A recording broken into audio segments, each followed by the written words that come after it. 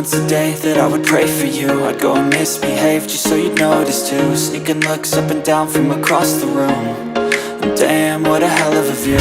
I feel good, you look great, I like you, I can't wait. A first time, a first date, you're so fine, I'm so late. You sip wine, I drink straight, don't waste time to my place. I feel my heart erase, so catch me if I fall.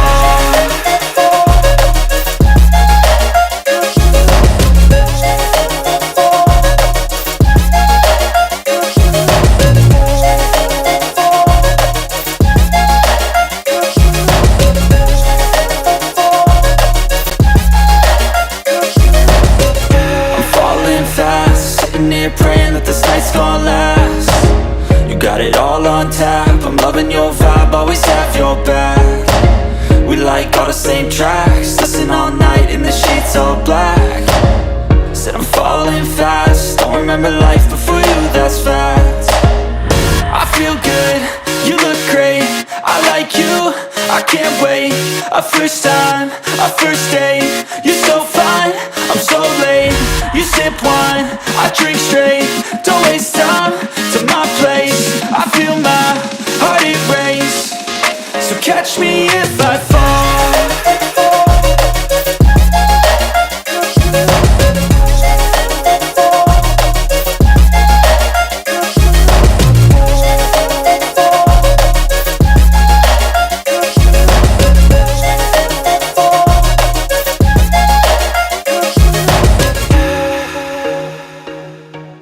Hey, party people. Sean, where are you? Sean, there you are. How you doing, man? Sean, can you hear me? Good. Yeah. There was some hesitation there. What's going on? I forgot to mute it, but I removed the mute. So. Oh, okay. So as we were talking pre-show, we were pre-gaming it tonight, weren't we? Yes. Yeah. So you and I wanted to do what's called an A-B split. You are of the opinion, and it had to do, repeat your opinion, which is the engagement was best when, fill in the blank for me. According to you, the engagement with our audience is has shown to be best when, fill in the blank. When you showed Amazon, you said something. Oh, when there is a combination. Mark. There you go. What's up, Mark? When there's a combination of both talking and a combination of like sharing a screen and talking about like showing products, like that kind of stuff. Show and tell, basically. Okay, well, that really drilled it down for us because we've showed and tell on Amazon, we've showed and tell on other things. So yeah. Can you be a little more specific? Because you're the one connecting the dots. You are the opinion that, well, for one, you do not want me to go off tangent because you feel like it's going to mess up the algorithm and YouTube's not going to know how to classify us. Therefore, people that are coming in and we happen to be talking about something off topic other than auto detailing, they are going to leave. And I have the opinion that, yeah, they might. If all they want to do is do a deep dive on auto detailing, which is a very general topic anyways, but any conversation is going to bleed into other alternate areas of conversation naturally. So that's where I kind of differ. And so we were going to do a split test, which is 1 week we'll do. And that's where I want to make a clarification with you. Hey, Mark, since you're tuned in, and by the way, Sean, educate me again. These people are the only, like, for example, you can only see who's tuning in from your station, correct? Like, I have no idea who's watching on my station. I can't see. I can't see their names. I can only see how many people are each channel. That's it. Okay, but so your screen, because you're running the software, must look a little different than mine because I can't see who's watching right now on either channel. All I see, for example, Mark popped up. Hi, all. He popped up. That's all I can see. I can't see anything else. Like I have no idea who's watching on my channel versus your channel. Right. So with that said, if you are watching, welcome to my channel and welcome to Sean's channel. Sean's channel is Shine Like a Pro As, and my channel is Auto Fetish Detail. Just that, just Auto Fetish Detail, with the subtitle that says of Orange County, California. So you and I were talking about this split. That's what I'm calling it. And that's what it's called in the marketing world, is a split test, an A/B test, so that you can compare numbers to suss out a correlation versus causation moment. So just because there's a correlation between something does not mean it's the cause of it. And I would like to go off topic in a few ways, but in a natural way, or sometimes in an unnatural way. And you're a little hesitant. I get it. So you and I got into a conversation about your personal world. And I said, well, Sean, what would prevent you from having this conversation on the air? And you're like, oh, no, I don't want to do that. And that's where we led us down the rabbit hole.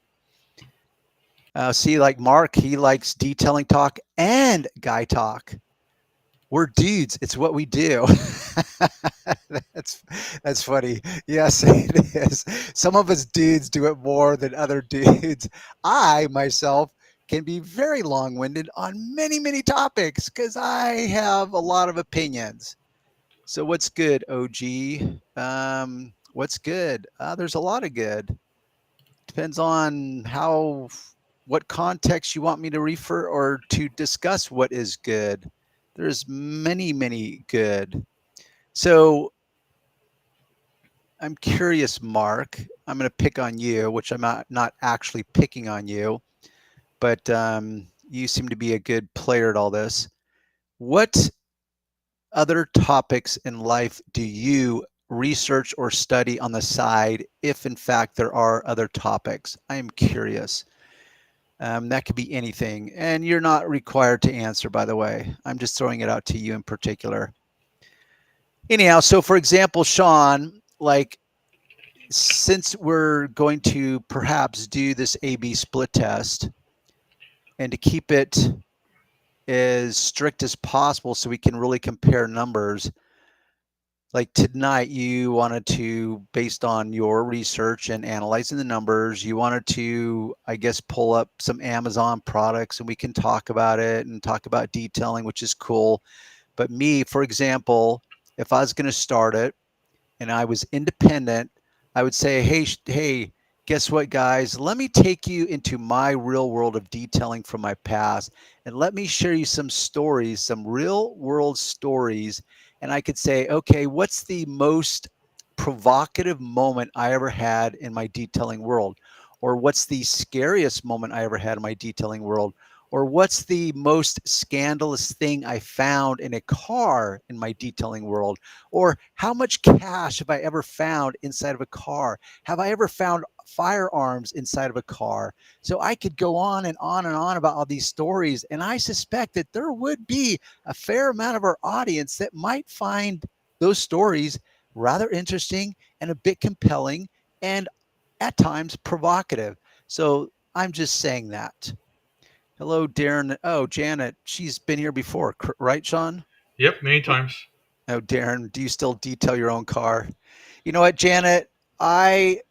Yes, I still do pretty much everything myself in my world.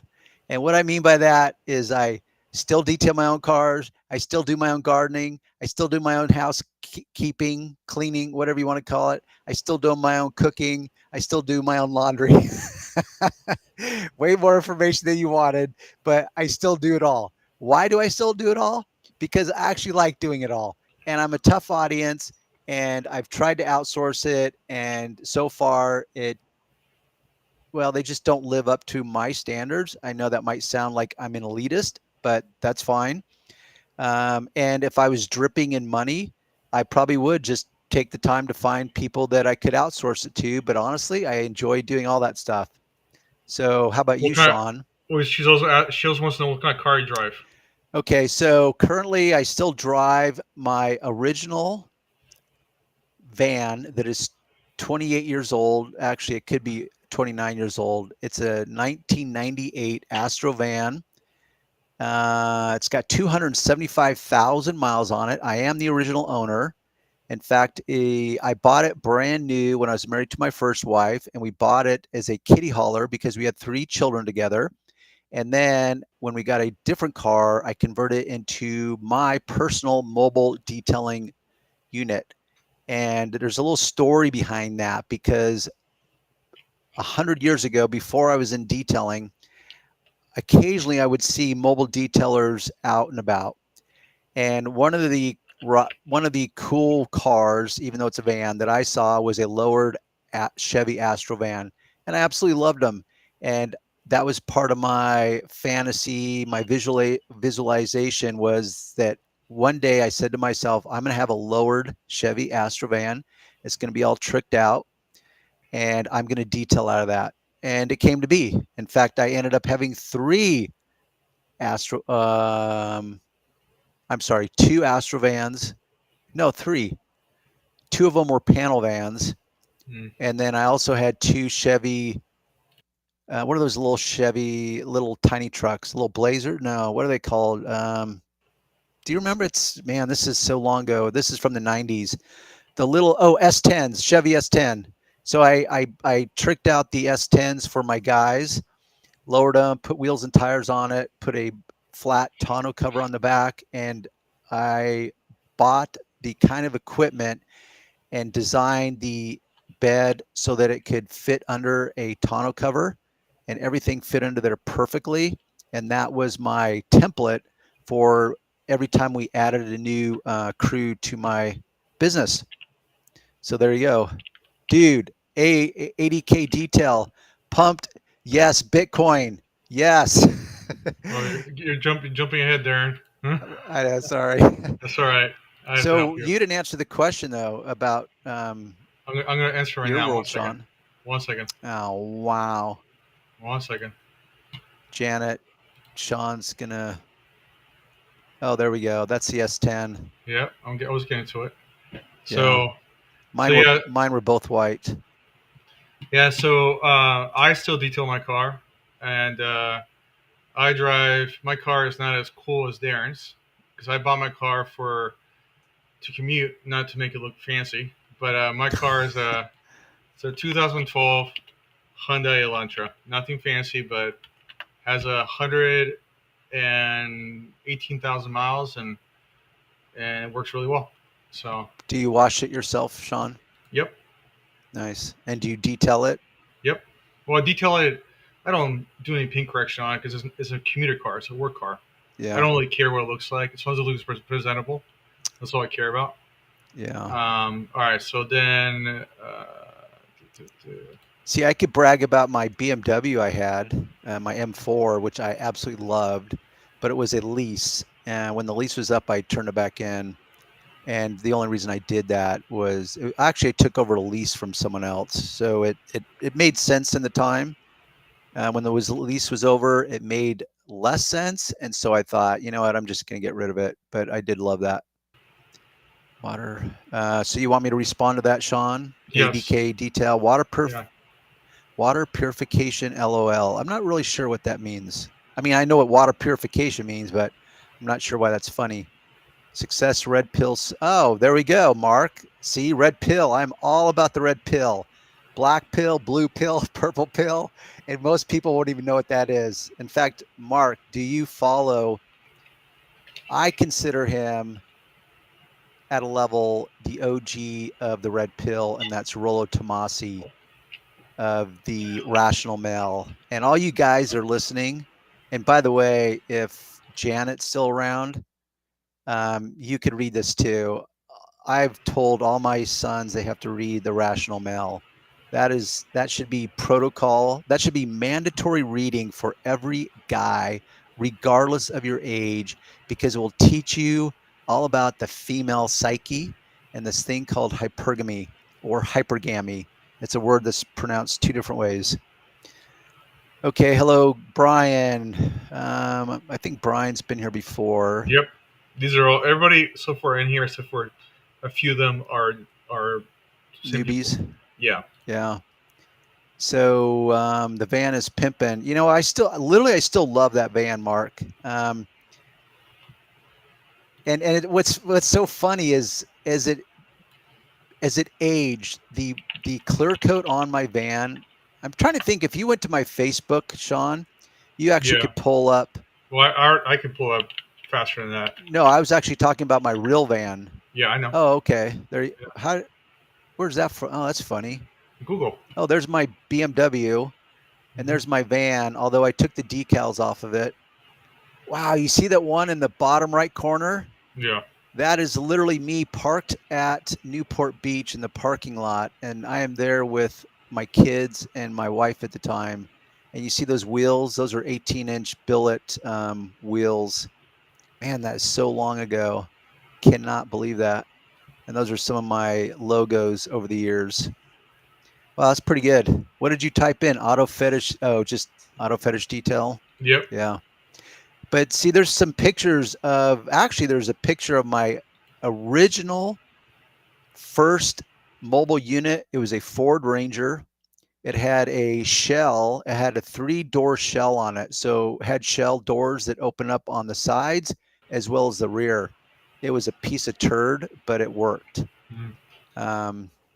Anyhow, S10, great trucks. I'm a Nissan Frontier with bed cover. Right on. Birmingham Auto Pros. I don't remember. I know we know his first name, but I don't remember it now. Ooh, Porsche Macan S, dude. And actually, my buddy had a Porsche Macan S, and the exhaust on that thing, that is one of the best exhaust notes I've ever heard. Maybe as good as the exhaust note on my M4, because my M4 had a exhaust upgrade. And by the way, that was a $5,000 upgrade. But my gosh, every time I started that car up, I wanted to wet myself because the exhaust note was just on point. I loved it. But those Macan S, in fact, the first time I heard his Porsche, I asked him, I said, dude, like, that exhaust is outrageous. I said, is that stock? He goes, yeah, that's how it comes. Anyhow, so I'm a big fan of Porsche in general and the Macans also. That's cool.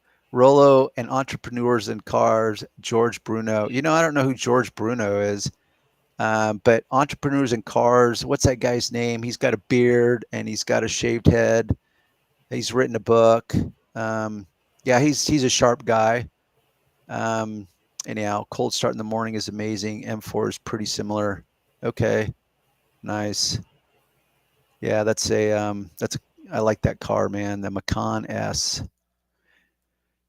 Sean, how do you say that? The Macan S. I'm not talking about the Macan, but the brand of car. How do you pronounce that word? Macan? No, the actual manufacturer. Starts Porsche? with a P. Porsche? Okay. See, so there's this endless debate as to whether it's correctly pronounced Porsche or Porsche. Now, yeah. I used to call it Porsche, but then I thought, wait a minute, if Porsche is going to take time and spend millions of dollars on advertising and their own spokesman is going to pronounce it Porsche, I've got to suspect that that's probably going to be the correct way to say Porsche. Therefore, that was like 35 years ago, because I got into this debate with my sister and she said it was Porsche, and that was back then. And I said, no, it's Porsche. She goes, no, it's Porsche, Darren. And so I did some research, and that's how I defaulted to calling it. Yeah, I believe it's Porsche. You don't know the Sultan? You ought to be ashamed. Yeah, now I'm lost. Now I want to know who the Sultan is. Do you know who George Bruno is? Isn't there? The only thing that's coming to my head is Bruno Mars, which is a singer that I know I'm not a fan of his music. Yeah, put in George Bruno and Sultan and see what comes up. He kind of looks like a sultan, if that's the guy's look that he's thinking of. Yeah, But why'd they call him the Sultan of Savage? Hey, that looks like me with my shirt off. He must be a man's advocate, a man's rights type of. I just started coincidentally, Mark. I pretty much consume most of my content on YouTube these days, and last night I came across the Red Pill. It's a documentary on YouTube, and I started watching it. It was a bit unengaging, so I didn't stay with it. But the stirring my coffee with chopsticks using the vortex method. That's funny. Is that what the Sultan is known for? Look up, Sean, type this in, and maybe you could ask AI, what is George Bruno, the Sultan, or who known is for? who What's is that? or who is or oh, what is he known for? Yeah, just keep that there, and you could just add Yeah. stuff at the beginning, Yeah. like what is yeah, there we go. Known for. I suspect it has to do with men and beard. That's funny. Beard champ, also known as the Sultan of Silver. Oh, so he's into silver, which I am too, by the way, gold and silver. Currently in the Philadelphia area, he sees 30 to 40 beards a week in his practice of either shaping, consulting, or deep conditioning. Well, that's funny. So I guess he's the Sultan of Silver, not actual precious metal silver, but silver probably because his beard is silver. So I'm connecting dots here, Mark. How am I doing? What do you think, Sean? Is that yeah, it seems like he's all about the beard. So that kind of suggests also, Mark, that you've got a significant beard going on, like our guest last week. Dude, help me out here, Sean. I don't know anything about this guy, so I'll let No, I you meant run with last week we had our two guests, and one of them had a big old beard, and now his name from Detail It. Yeah, Doug. Doug had a big old beard. Yep. What do you see, or what do you use on Euro leather, cleaner condition? Pretty much the thing I use on non-Euro leather, on any leather, and let me make a distinction, or let me make a clarification. I mean car leather. And the reason I say car leather, because leather is a topic I've done a deep dive on. I think he's just referring to cars, European cars, Sean. I mean, I could be wrong.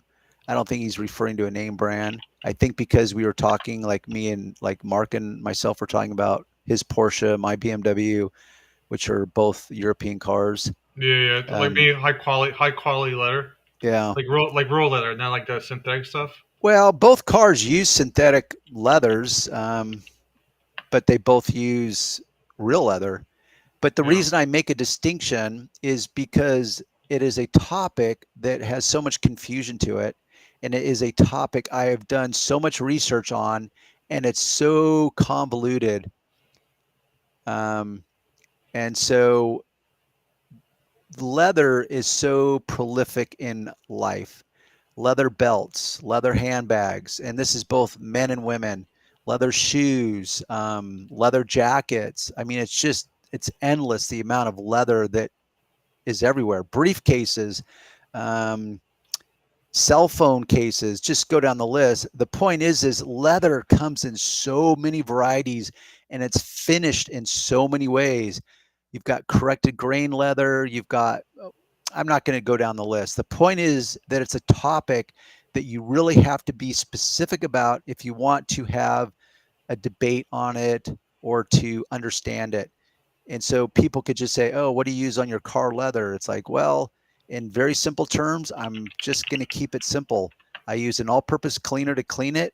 I keep it clean on the regular, which if you don't let your leather get out of hand, keeping it clean can be so simple.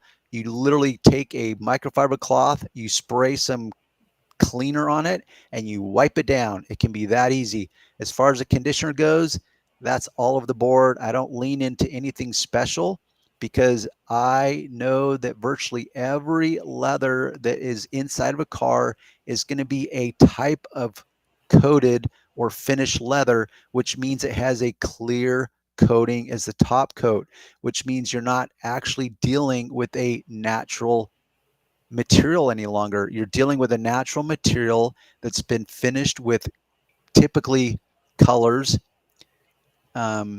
which is part of, it starts bending my mind when I think of all the different, the stuff I've researched on leathers and the different processes of splitting the hide, finishing the hide, dyeing the hide, coloring the hide. So all those terms can mean different things depending on who you talk to. But what I do know is that when it comes to car leathers, they are finished with a clear coating, which is the good news because that makes leathers stand up longer. They're more resistant. They're easier to clean. They're easier to take care of. So people that have these visions of taking a leather conditioner and working it and massaging it into their car leather like an old school baseball mitt that was made out of leather, that, if you're 100 years old like Sean and myself, back in the day, you'd buy a brand new baseball mitt and you'd take some oil and you'd rub it into the mitt and you'd work it and you would knead it into it and you'd break it in. That's not car leather. Anyhow, Before we keep going on, Car and Driver said these are the best uh, leather cleaners. Do you agree or disagree? I can't really comment on it because I can tell by some of those, like for example, Leather Honey I've tried, Griot's Garage, Leather Cleaner, have not tried. McGuire's I've tried. Wellman I've never even heard of.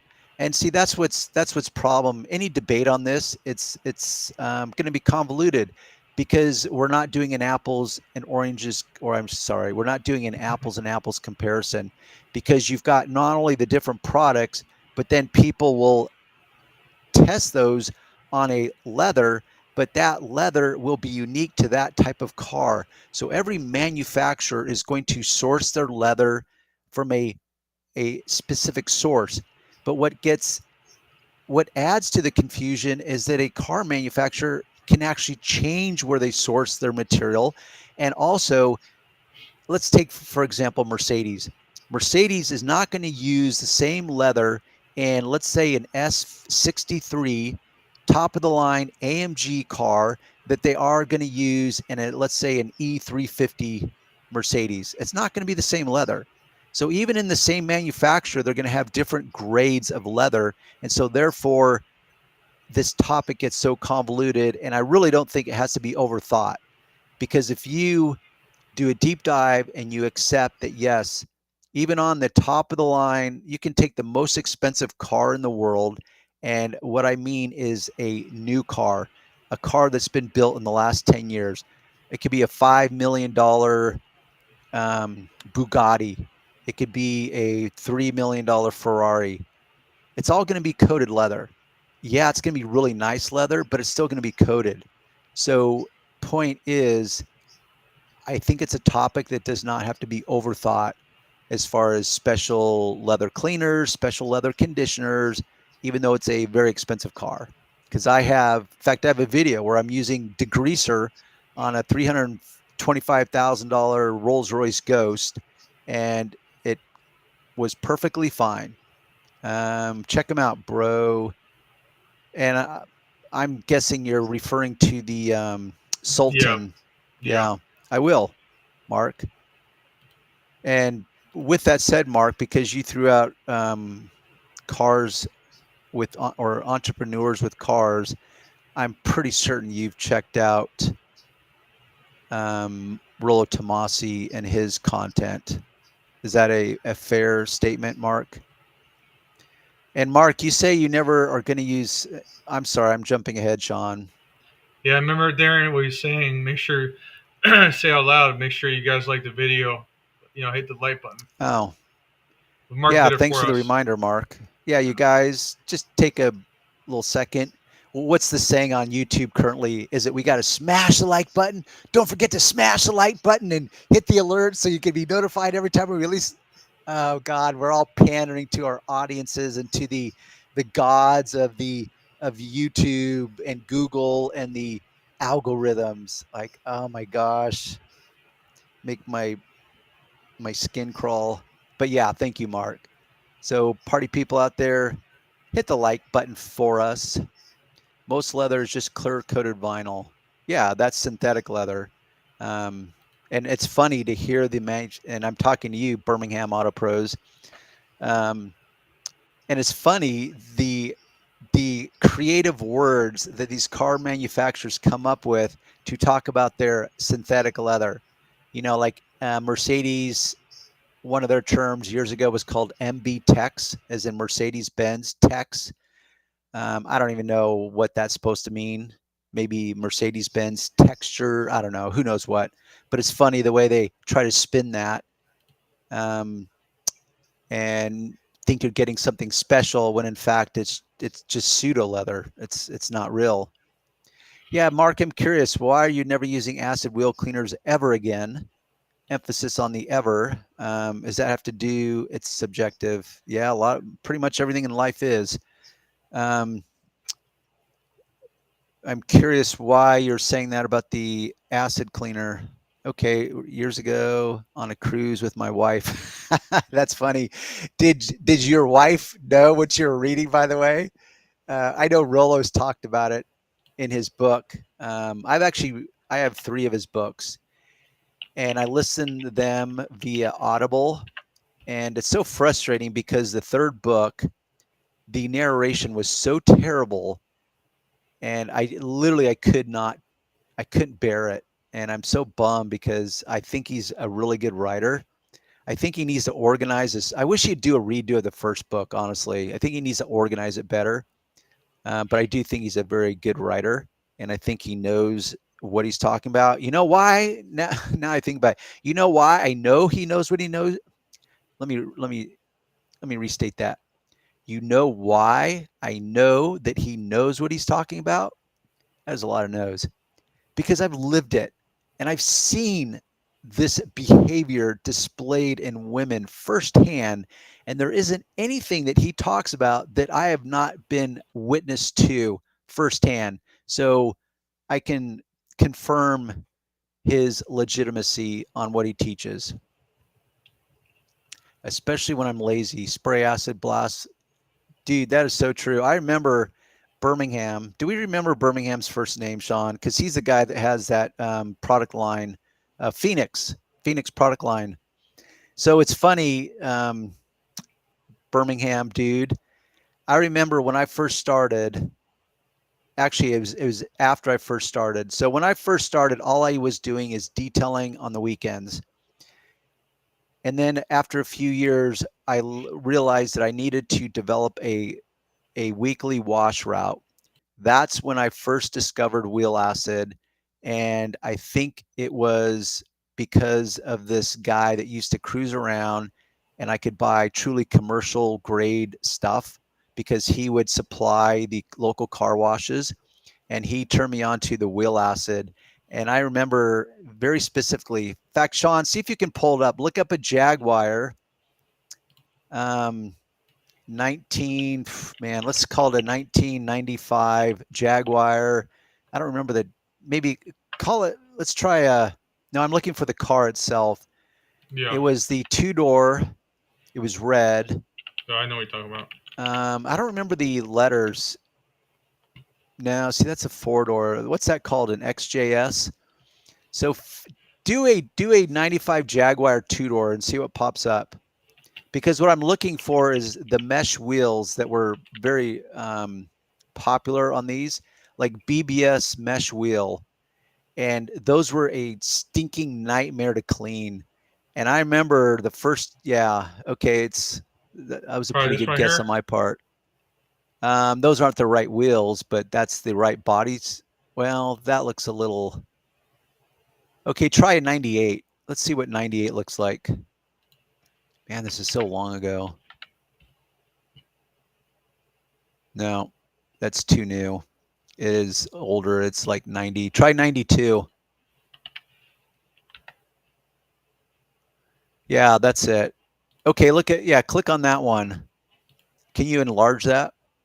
See those mesh wheels? It's like a, they were just a nightmare. The point is the first time I got hold of some wheel acid, I sprayed it on those wheels, and I had a pressure washer, and I blasted them. Yeah, those wheels. And I blasted them. It's like, oh my gosh, this stuff is like unstinking believable. It was magic. Of course, it burned the nose hairs of my nose as I breathed the fumes, so that wasn't very fun. But man, wheel acid, it truly works. I personally just decided to quit pouring it down the on the as runoff, and so I just switched away from it. Let's see. Yeah, but regular use on your vehicle over time, you get that permanent rust look. Maybe it's just me, but I think it's the acid. Well, Mark, I know what you're referring to, and it's a valid point. And I experimented with that. And what happens is, because it's a chemical reaction, that's what, Sean? Greg is here. Greg. Oh, Masterson's. Yeah. Hey, what's up, stranger? So go on. But let me finish addressing Mark's comment. So because, and maybe Greg can chime in on this also, I suspect he knows, but the chemical in the wheel acid, and I think it's hydrofluoric acid.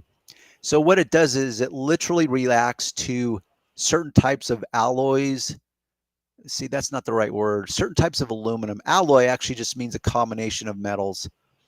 And so it reacts chemically. And so what happens is that this is my opinion, that it strips anything off of certain bare metals, and it causes it to rust because it stripped everything off. So for example, there were certain brake calipers that they must have had a ferrous an iron ore base to them as far as an alloy, because it would. In fact, it's coming to my mind now. I had a customer ask me about this. It's the only one that ever asked me, because it was on, what kind of car did he have? I know he had a Porsche and he had a Ford truck. He had a third car, and I can't remember what it was, but that was the car that the wheel acid caused the brake calipers to start corroding. And by corroding, I mean it would show rust. And he questioned me about it, and I told him it's from the wheel acid.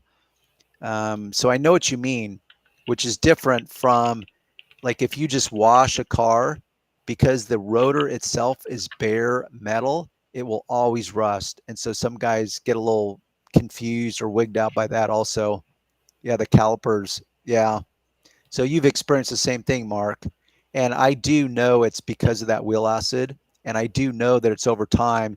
And my opinion is that I think what it does is because it strips and clears any type of, I'm not going to say a finish, but I think it just cleans them so well that it allows the metal, the ferrous metal of those brake calipers to be exposed to the elements, and it's allowed to rust over time and clear to prevent that look. Yeah, good point, Birmingham. I would have done the same. We got to get on the live. We had a huge event at our shop. Enjoy your lives. Bring it on, Greg. Dude, I don't know if you remember, Greg, but the first time I met you was, I think, in Irvine at a, in fact, it's the thumbnail. I took the picture, the thumbnail I use on my websites. I took that picture at that event. It was a McGuire's event in Irvine. Wait, now it's coming back to me. Maybe that wasn't the event. Doesn't matter. You showed up, and I remember asking you, like, dude, how do you do those videos for chemical guys?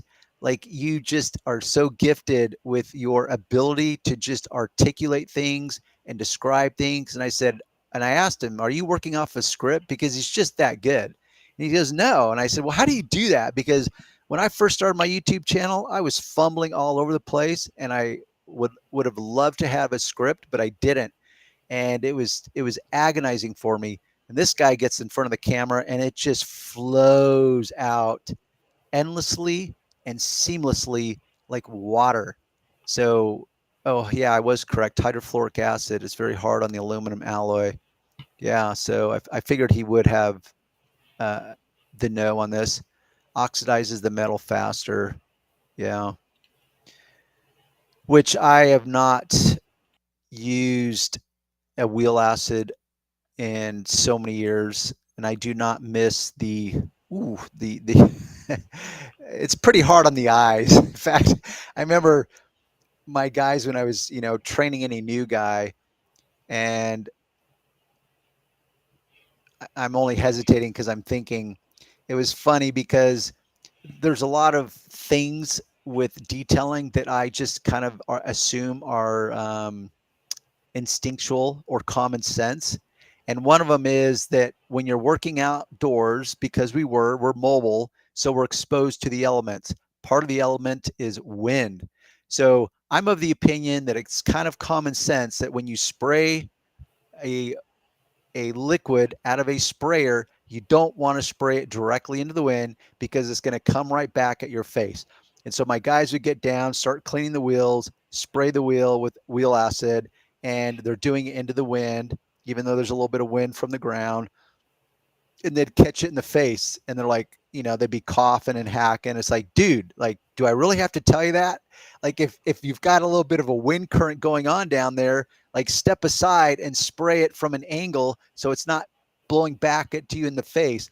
In fact, this is not a huge tangent, Sean, so don't ride my ass too hard.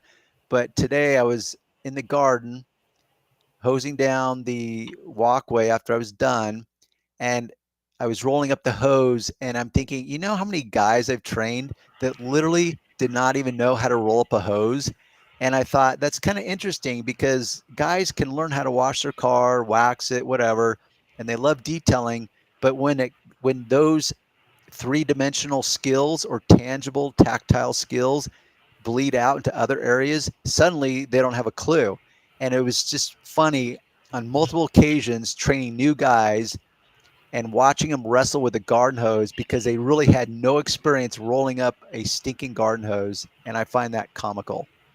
Anyhow, but the most detailers struggle to break 40K. You're skipping. Yeah, that's true. I got my Porsche. Well, I already actually addressed this Okay. one, Birmingham. And I said right on Birmingham because that's what I would do. What's up, fellas? 559 mobile detailing. Curious what the 559 means. Looks like that's a picture of your rig in that thumbnail, by the way. And it looks pretty sick also.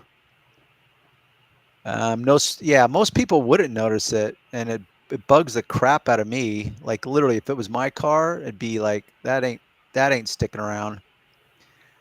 So, Greg, why is it so easy to make 100,000 a year detailing, but the most detailers struggle to break 40K? Well, that's kind of a contradiction. I'm not sure exactly what you mean, because if it's so easy to make, which it's not, it depends on what you mean by easy, because it's hard stinking work. How many guys are actually making 100K a year detailing? I don't know. Not many. I don't think many. I mean, in a good year, I did, but I also killed myself doing it. I think it prematurely caused my AC coil to leak. That's above the rear driver's side wheel too. Huh, interesting. I could believe it because it is a chemical. It's an acid, and it's going to react. So, for example, I don't know if any of you guys have connected dots here, but when you buy wheel acid, it comes in a plastic container. So the problem with the word acid is that it has so much baggage with it.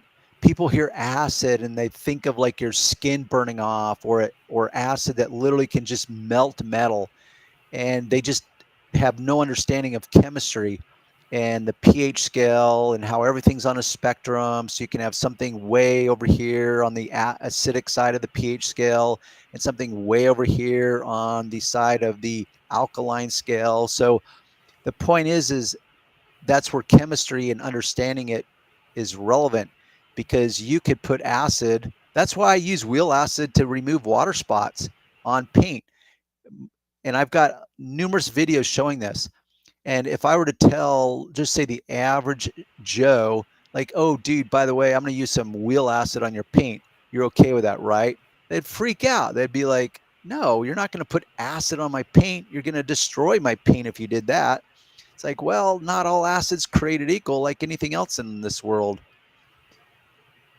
Okay, wheels bad enough to use acid. Would it be better to take them off the car to clean them? Well, simple answer is no. I never want to take a wheel off a car, not unless I have to.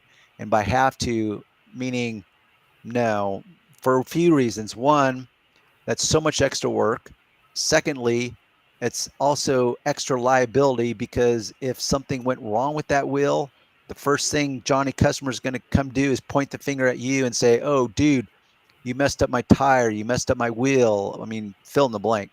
So I would never want to do that. Have I done it? Yes, I have, but I give clear instructions to my customers that, hey, I'm going to do everything according to protocol. I'm going to verify your wheels, the lug nuts are tightened down, and I'm going to give my standard speech. But no, I never want to do that unless I have to.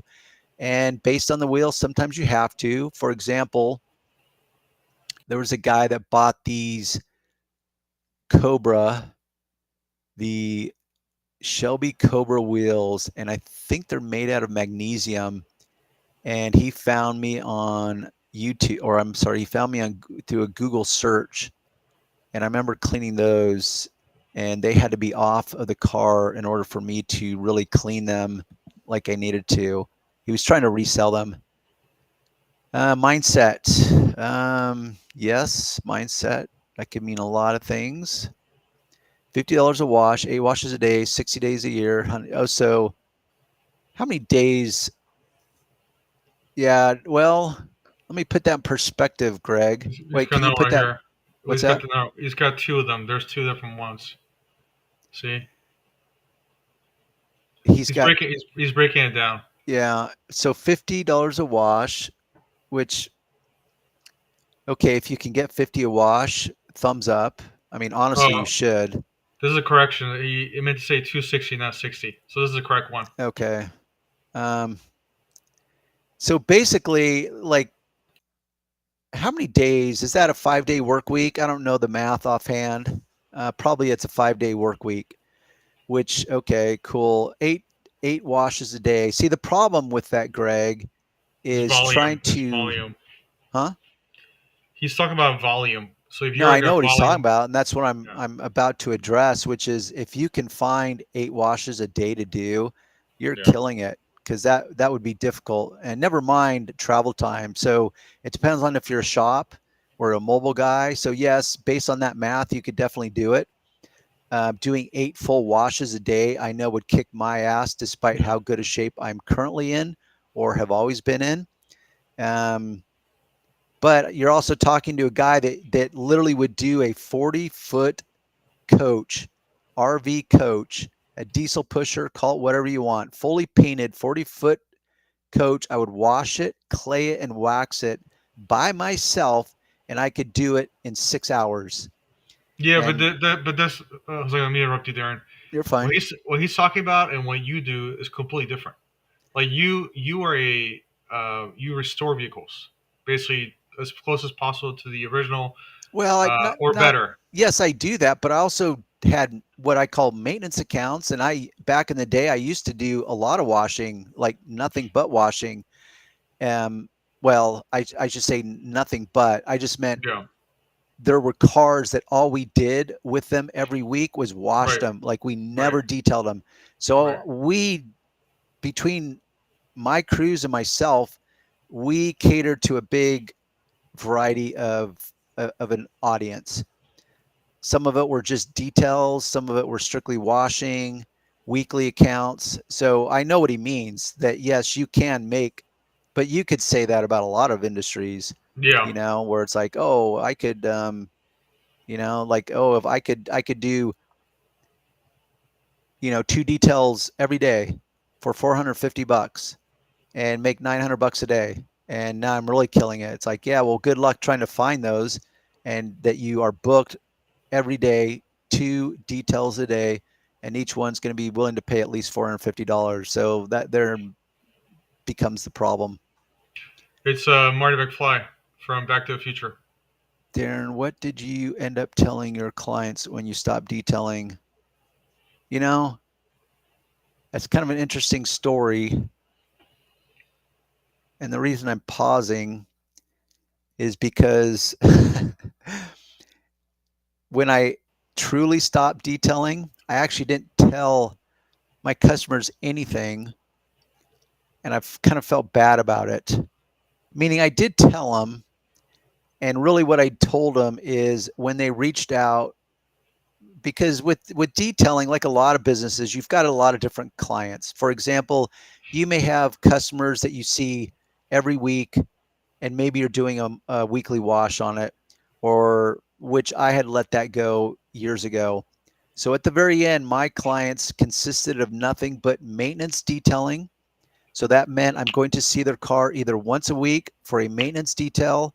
That could be every 2 weeks, once a month, every 2 months, every 3 months. Anything past 3 months, and then now I consider it a do-over as far as the detailing. So anyone that was a regular for me, I had to see their car at least every 3 months. But I had everyone in between that.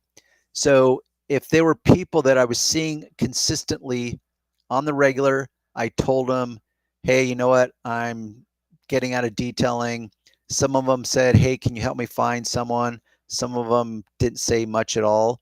But then there was people that still reached out to me that just wanted their cars detailed occasionally.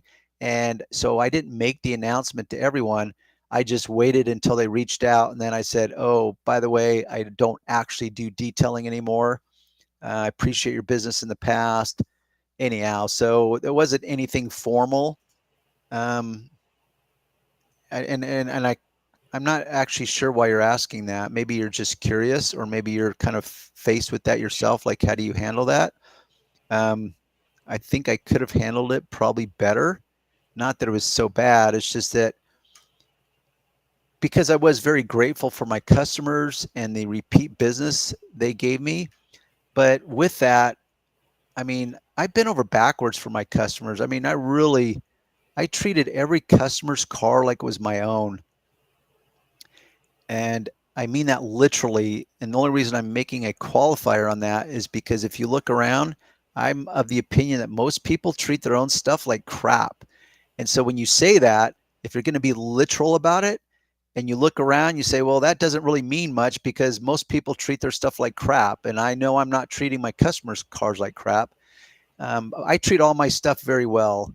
And I really jumped through hoops for my customers and really made sure that their experience in dealing business with me was as good as it's going to get. So they got a lot of value with me. Yes, I was not the cheapest guy in the block, but I made sure that I over delivered to them and made myself extremely hard to replace. But in fact, during the holidays, I used to make them with my wife. We'd make them homemade candy. My wife had this recipe for what's it called? Something brittle, or no, something toffee. What's that toffee called? Butter toffee? No, I I don't can't eat remember stuff. now, but damn, it was good. So we used to spend hours preparing these little gift baskets for them with homemade. Man, that's bugging me. What's the traditional toffee? There's a word before it, not butter toffee, but it had a layer of chocolate on it, had some sprinkled almonds on top. Man, it was so good. And we used to make that for my customers. So I definitely, um, yeah, I suspect I was very hard to replace. Anyhow, I'm jealous of Darren's workout dedication, as you should be, Greg. So I haven't seen you in years. 60 work days in a year, no weekend, no. Yeah, dude, that's been the story of most of my life, by the way, Greg. Like, it's funny if someone said like, oh, I work full time. It's like, I would say, yeah, I remember what it's like to work full time, 40 hours a week, because now I work overtime. Not now it's different, but most of my life I've had multiple jobs. Peanut brittle, that might be it. But no, because there's no peanuts in it. It's something toffee. And I was never into it until I tried my wife's recipe. And oh my gosh, it was so good. And all my customers just raved about it. I don't know why I can't think of what that's called. Whatever. 8 washes is exhausting. Um, and for the record, when I was killing it with my crews and we had wash accounts, our busiest days were progressively Wednesdays, Thursdays, and Friday. Friday was the busiest day. And Greg can appreciate this because he lives in the area. And we had a business park that we worked in Santa Ana. It was right off the 55 freeway at Dyer. And we would show up every Friday and just do car washing. And so there was me and me and one of my employees, Ray Wilson. He was a kick-ass worker bee, one of my best workers ever. And our record for doing washes in a day were 17. Wow. That was a lot of washes. I was going to say, Darren, real quick, the most washes I did in one day was 4. Dude, that's a lot. It was 2 SUVs, but it was an older Escalade. I think it was a 2013, which are smaller. Yeah. And not much. If it's an Escalade, though, it's still big. But newer Escalades are bigger. And I did a newer Escalade. It was like a 2019 Escalade. Of course, they're black. Of course, they are. And then I did of course a black Maserati and then a white Mercedes AMG. The white Mercedes is the easiest one. What model of Mercedes? What class? Do you remember? C class? Yeah, it's one of the smaller ones. The really small one. Yeah, the C class. Yeah, C class. It was an AMG, nice one. A C63. Something I could look it up, but yeah, it sounds about right. 2-door? No, it's 4-door. 4-door. It's a white 4-door AMG. Yeah. The black Maserati, and then a 2 SUV. I did it all in one day, and when I stopped, it was one customer, 4 cars. Oh, you were at the same house all day long. Yes, I was there for 10 hours. More like 12 hours. I knew it wasn't going to be 8. No, but when I finished, she gave me a massive tip. Yeah, they gave me like a $200 tip. That's cool. And it was a maintenance. That's probably because you were totally undercharging him, I bet. Also. Yeah, I gave him. I mean, he's a maintenance customer. Well, actually, I started with black Maserati, and then he was a cheapskate. Usually, people with money are not all of them, but a lot of them are cheapskates. A lot of them are. Yeah, and I remember the first time I met him. I don't mean to get off subject, but he's like, he's like, my car's in pretty good condition, and I looked at it, and the car looked like it was really bad. Like the scratching on it and the webbing was really bad. And but anyways, make the story short, make it longer for us, Sean. I'm not you, but anyways, I did all 4 cars, and when I was done, I couldn't move. Like the whole, I had to go the next day. The next day, I had to go do some cars too, and I was struggling to move. Like I was so sore. That is funny. Yeah, but it was a good workout though, for sure. Dude, it would really be a struggle for me to think, because I've done so many jobs, so many different vocations in my lifetime. There's just very few things that are harder than detailing. I mean, getting the crouching up and down, and add to that doing an RV. Imagine an RV, and they're probably like 13 feet tall. And I'm talking about the big, nice diesel pushers, fully painted, 35 feet to 45 feet RVs. And I'm getting up and down a ladder because I've got to get, of course, the top areas. I'd be curious to how many miles I'm doing, because when I was doing these RVs, this is well before the days when we've got these watches that will monitor how many miles we're walking. I'd love to know how many miles I did. And man, those things were monsters. For me, being mobile, $50 washes is not feasible. I don't think it's feasible for most people personally. Yeah. At a Tesla supercharged while they charge $50 per wash plus $10 tip, no water, 2 guys, exterior only. Yeah, Greg, you're also in California, which everything's so inflated here, and I could believe it. You're probably also doing this in the LA County, I suspect. And if they're driving Teslas, yeah, you're dealing with very different clientele. I mean, think about it, Greg. The kind of cars you and I can see here in Southern California, most people will never see those cars in real life. Like I can literally drive 10 to 20 minutes in any direction and see some of the nicest cars that exist. Now, if I go 20 minutes towards the coastal communities, I'm going to see some seriously rare, exotic type of cars that no guy's ever going to see on the road where they live. And never mind, they would have to try to go to a car show to even see these kind of cars. But here where I live and where Greg lives, I mean, that's because we live in a very affluent area of the world. If we are being honest, 100 grand a year isn't like it used to be. Well, you can even be dishonest about that, Mark. It's called inflation. Yeah, no kidding. But with that said, Mark, I mean, I don't know. I can only speak for myself, but honestly, that 100K number has been something people have thrown around for 20 years. And $100,000 is still a lot of money for most people. Yeah. And I remember 20 years ago, people be like, "Oh, dude, unless you're making 100K here in Orange County, you ain't making shit." It's like, well, I don't know. I've lived most of my life on less than 100,000 a year, and I've lived pretty darn good. So yes, inflation, it's just a given. Yes, it's not like it used to be, but for most people in other states, like, do we know where Mark is, Sean? I don't know if we know what part of. I'm sure he's told us, but I don't remember. Yeah, something in my brain says somewhere between here and Texas, like Arizona or. Yeah, I can't remember. Well, actually, before we go on to the next one, I just want to show the car. I found the car, that Mercedes I told you about. The AMG. And yeah, it was a really cool car. I love AMGs. Yeah, and the person who drove it was his daughter, and she is 16. I'm gonna show the car. The guys are wealthy. Like, well, where is it? I'll show it to you right now. Put it up there, man. Get rid of that Jaguar already.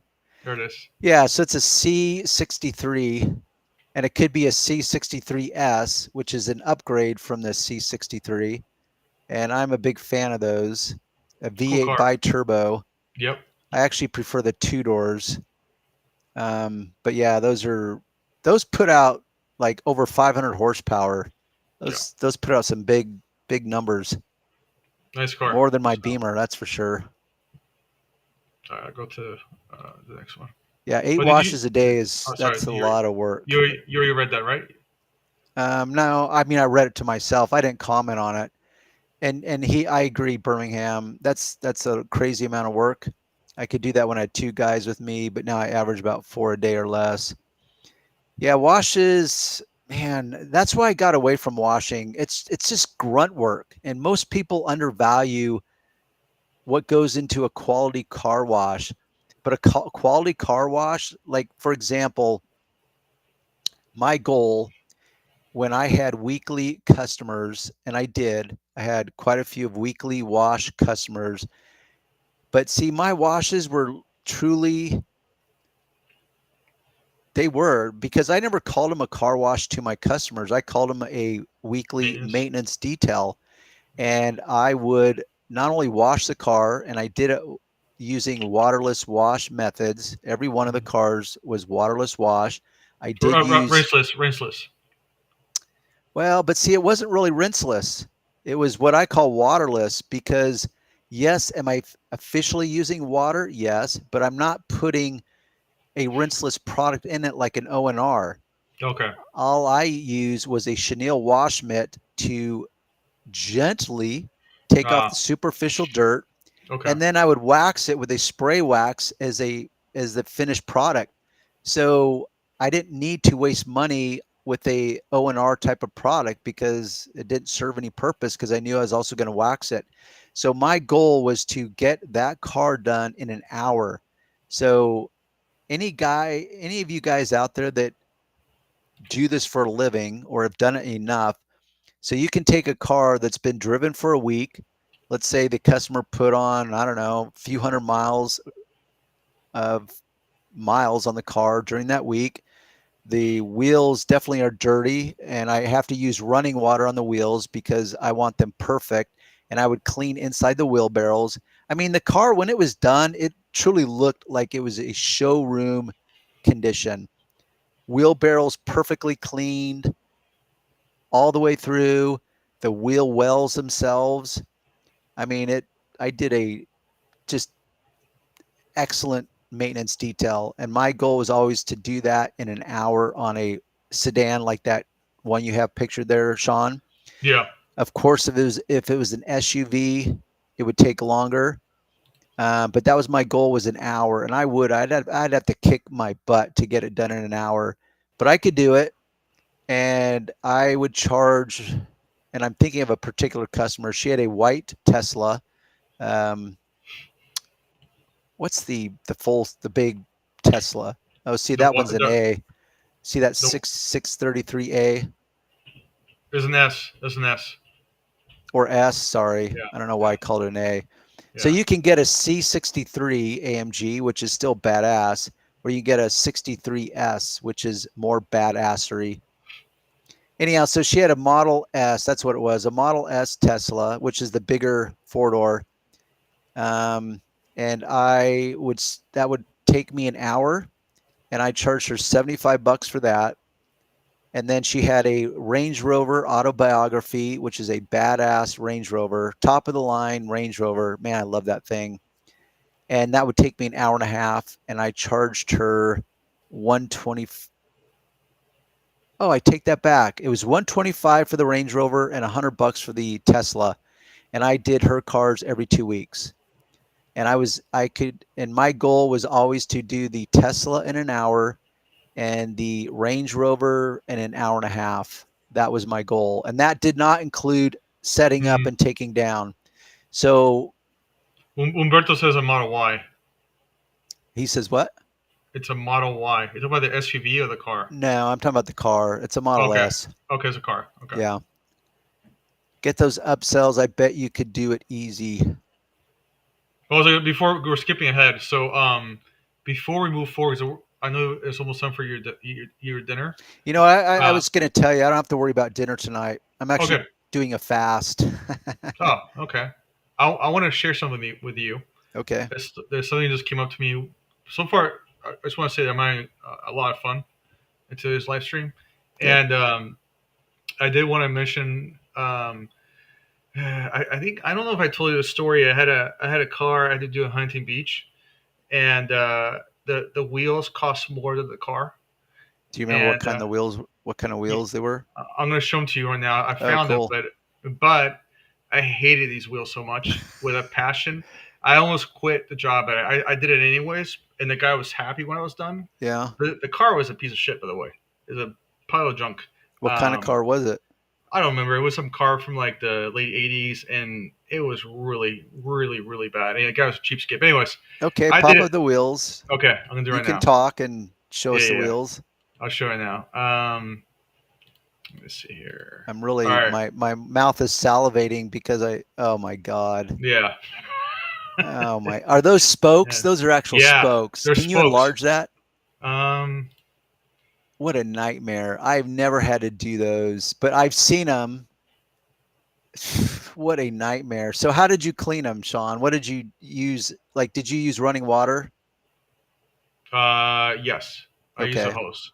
So, and did you attempt to clean back behind those spokes as far as the wheelbarrow goes?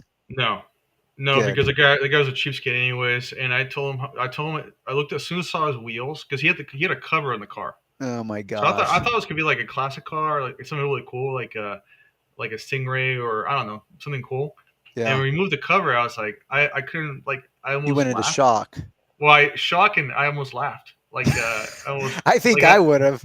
I'd be like, dude, are you kidding me? This would have been useful information. Like, how many guys, even an experienced detailer like me, I've seen those wheels on the road. I've never had to deal with those wheels. It's like, I'm never going to ask a customer, oh, by the way, do you happen to have those spoke wheels that have 500 different spokes to them on your car? No one's ever going to say yes, but you get the poor timing award and you show up to a car and and yes, there's the guy with the 500 spokes that you get to now clean. Like, what a nightmare. I'd be like, dude, I'm charging you $100 per wheel just to clean the wheels. So yeah, because the car, on the phone, he told me it was a classic car. Yeah. So I was like, cool. Yeah, it's like I've never worked on one before, so I was excited. And yeah, but it was until suddenly you weren't. Yeah, well, I mean, when I was done with it, he was very happy. It definitely looked 100 times better than when I got it. But those are I still have nightmares about those wheels. Like when I see like new cars come out with like 10 spoke wheels, I'm like, God, that's awful. I'll never get that. Hey, I like 5 spoke wheels. But go on. Question for you, Sean. Did I teach you when I was first training you to do detailing, was I using wheel acid at the time? No. Yeah, I didn't think I was. No. So you didn't have wheel acid for these wheels. And honestly, because of your limited experience, you actually probably would have, I wonder if you would have been willing to use it, because you'd be like, oh, I'm afraid. Because did he tell you how much those wheels cost? No, but I know for a fact it costs like a lot of money, probably like $5-6 grand at least. I mean, there's cars where I'm working on, customers, and they've got 10 grand or more into just their wheels alone. Right. So it's not unheard of. Well, I the car was junk. The wheels were fancy. Yeah. I didn't want to risk it. Like all I used was Simple Green. That's it. I suspect you cleaned them with a brush, but then at the end you blew them off, and now you're trying to use window cleaner to shine up the chrome, right? Actually, no. You know what I used for the chrome? What? I used the product from CSI. The Q7 detailer? No, there's a one for metal or for chrome. You use the polish on them? Yeah. Dude, like, how long did that take? You realize how long that would take you? Like, I would never touch those with polish. No, not the wire part, just the center. Oh, so, the rim itself. The rim, and then the center part, so which not was like the hub. The hub, yeah. So the hub and the outer side, I did polish it. Okay. But then the wire stuff itself, no. The wire stuff, all I did was, I just sprayed Simple Green. Like I washed it, sprayed Simple Green on it, and then I used like a brush for the exterior, not going in all the way, just quickly. Yeah. And then use a brush in the exterior, and then I grabbed a microfiber, wiped as best I could. I polished the center cab, and then the exterior. Use a blow dryer, and I was done. I mean, it still took longer than usual, but he was super happy when I was done. And I told him, that's cool. I didn't tell him this. I wanted to tell him really bad that he should get rid of those wheels. I'm sure that would have gone over like a crack in a glass eye. And he tipped me. He was a cheapskate that ended up tipping me $100. Well, that's pretty cool. Yeah, so it kind of made up what the car would have, or what would it have cost. Like I gave him a deal, but I made my money back, sort of. Yeah. But anyways, we should get back to the comments. So we have a lot of comments. All right. Well, that's your job. So float them on by. All right. I'm looking to get out of detailing. It's really hard work for sure. The days are long. I hear you, man. Look around you. Everybody and their brother wants to talk about detailing. They want to teach detailing. They want to film detailing. But no one wants to do it. I actually love to do it. I don't do it anymore for my main gig, and I miss it, and I love it. But damn, it is hard work. But I've just, for whatever reason, I've always liked physical work. I've ever met, and this video proves it. Oh well, I'm glad you think so, Greg. So thanks. I'll take that compliment. Thank you. Me and my wife do the gift baskets now. That's awesome. That's cool. So I guess I'm not the only guy doing it. And really, I had some of the, I already addressed that. It's not peanut brittle. Yeah. I really had some cool customers. And honestly, if my customers weren't cool, I mean, we weren't a fit anyways. And I think it kind of goes to that theme, like for like, or birds of a feather, or water seeks its own level. There's many cliched statements about that. Great info, guys. Going to subscribe to your channels. Well, cool. Thanks. 559 Mobile Detailing. And your rig looks cool, by the way. I'm guessing that it's hard to tell in that little circle, but it looks pretty sick to me. Super clean water helps the washing go. Oh, that's so true. And by super clean water, I suspect what you mean, Greg, is deionized reverse osmosis water. And like anything else in life, not all water is created equal, and you can get different grades of water, whether it's from a company that produces water for mobile detailers like us. They have different filtration systems they can go through to make it clean. And by clean, I suspect what he really means is that all the dissolved particles, what are they called? Dissolved. Let's see. Oh my gosh, my brain sometimes. Total dissolved solids. So TDS, total dissolved solids. So you got to remove those. And the purest water you're ever going to find is distilled water. And when you understand the distillation process of how it works, which in simple terms, it literally, the water vapor evaporates and they collect it. So the evaporated water, it's nothing but pure water, and it leaves all the impurities behind. So yes, it makes a huge difference, Greg. What's up, Umberto? Looks like he changed his icon a little bit. I don't remember that number 1 being. No, like he's always had it like that. But that exact one somehow looks different to my eyes. Maybe I just being challenged in the moment because I'm on a deficit. DGO, welcome DGO. Fire, first from Birmingham. Yay at. Okay, everyone's saying PR. Yeah, everyone's talking to him. Okay. Yep. Yeah, FLA.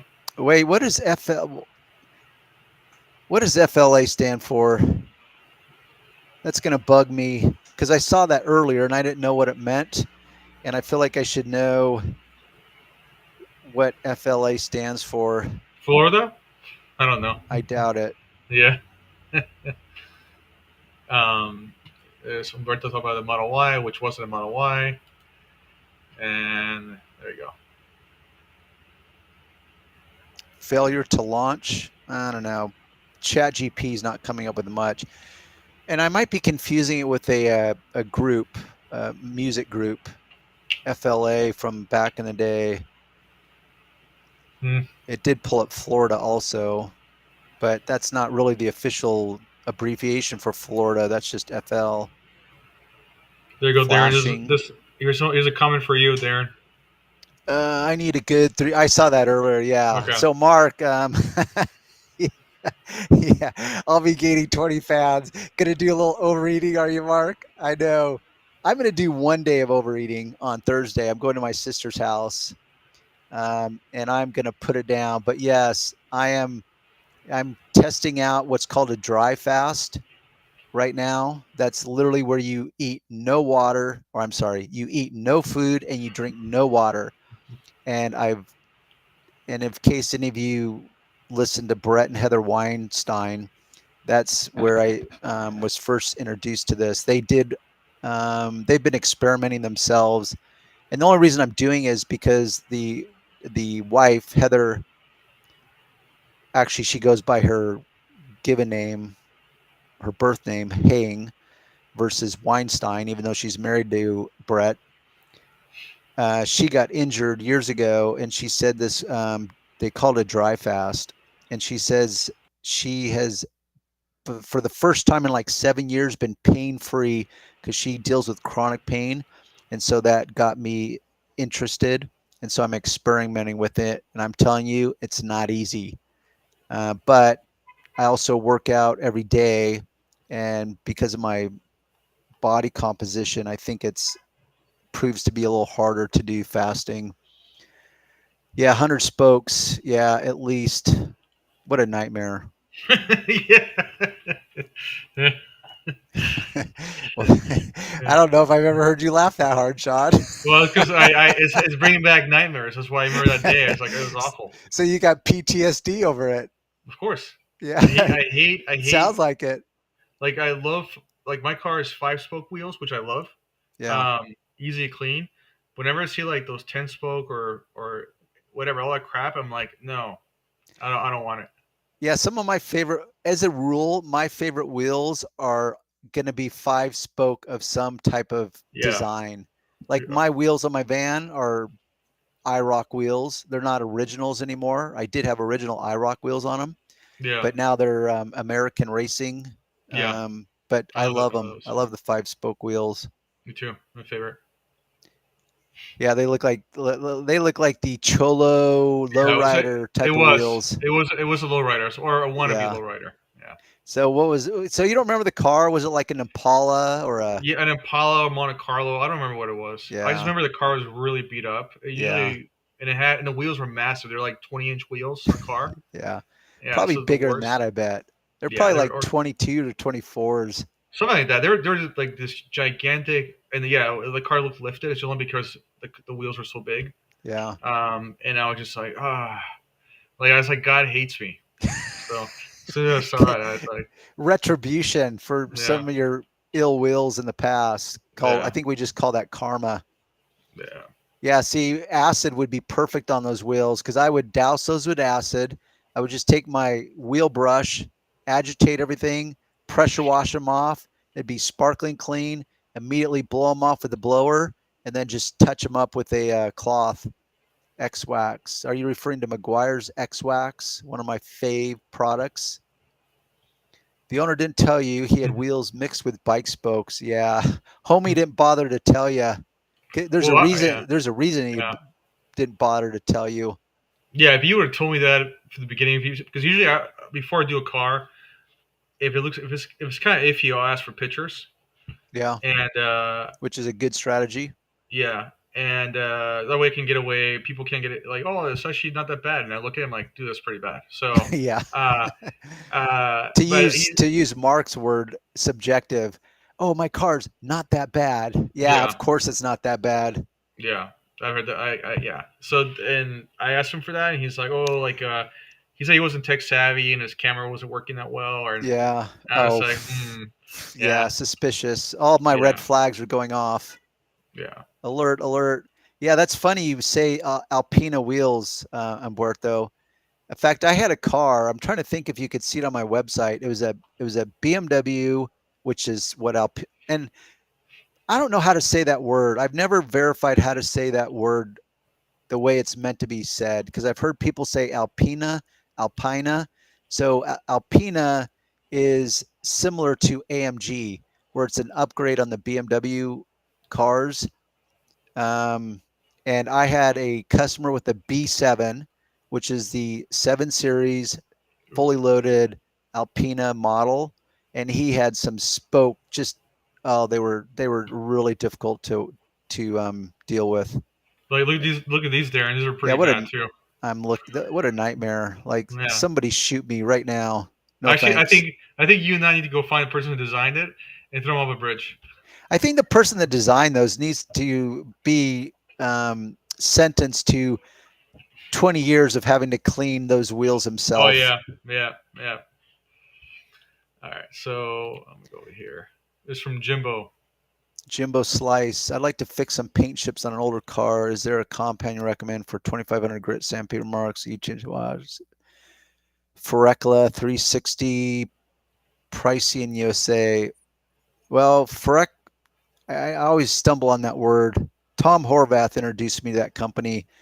Ferekla, that's sandpaper. I think they actually make few products, but I think you're referring to sandpaper.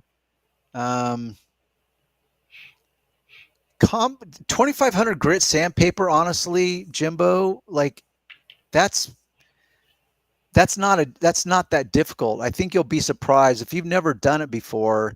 2,500 grit is pretty fine. Like you could literally rub out 2,500 grit sandpaper marks by hand with most compounds. I don't think you need to overthink it.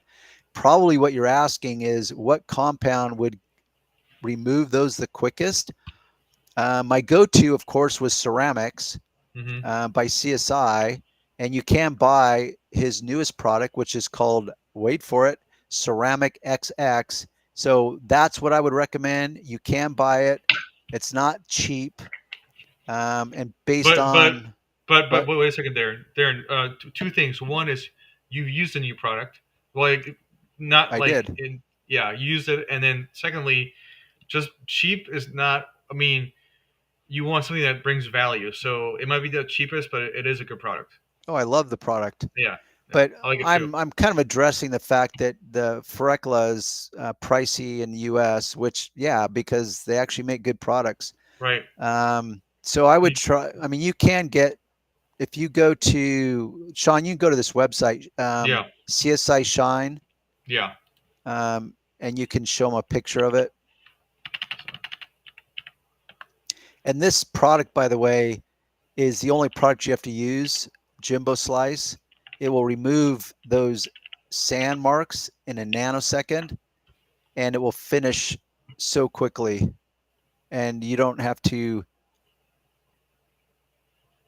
see right there, $69 for, what is that, a quart? A pint? What size is that? If you click on the image, you might be able to expand it and see it. I think it's a quart, 32 ounces. Yeah, it's 32 ounces.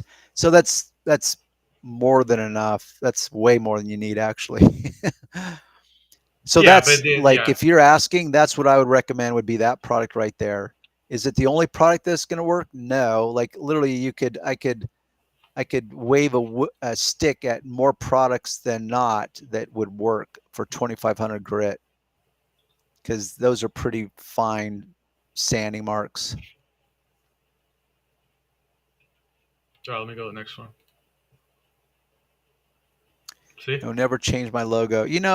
I mean, it looks basically the same to my eyes. What I was speculating on is if that number 1, I don't remember those little dots, that little pixelated dot pattern in the back. What is your take on the car washer that filters and reuses the water? I'm sure you guys have had them for a long time. I'm not really familiar with those. I mean, I understand the concept of those. I have not seen any dedicated equipment, whatever you want to call that, for this industry. But I mean, it's makes sense. It's logical. I guess like anything else that relies on a filter, how long will that filter last, which is going to be based on a lot of moving parts. How dirty is the water that you're filtering through it? How clean do you want that water to be when it's done filtering through it? So yeah, the concept is valid. Yeah, Kakemi, they make good products.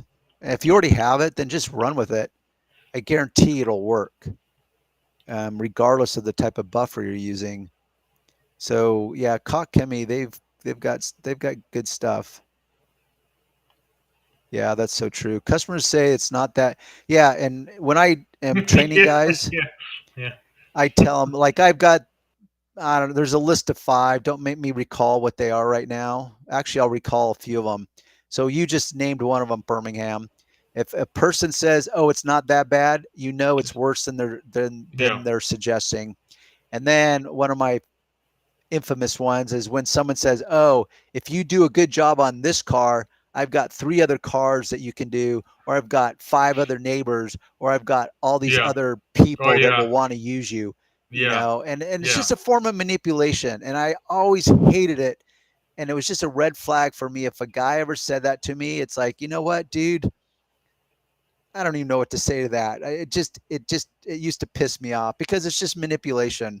Someone just wants to get more out of you than what they're willing to pay, is what it boils down to. And it's just a form of some guy displaying that he's a cheap ass, is how I look at that.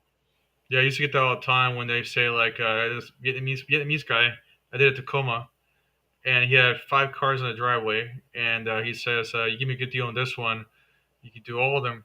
And I was like, "Hey, what do you mean by a good deal? My price was already a good deal."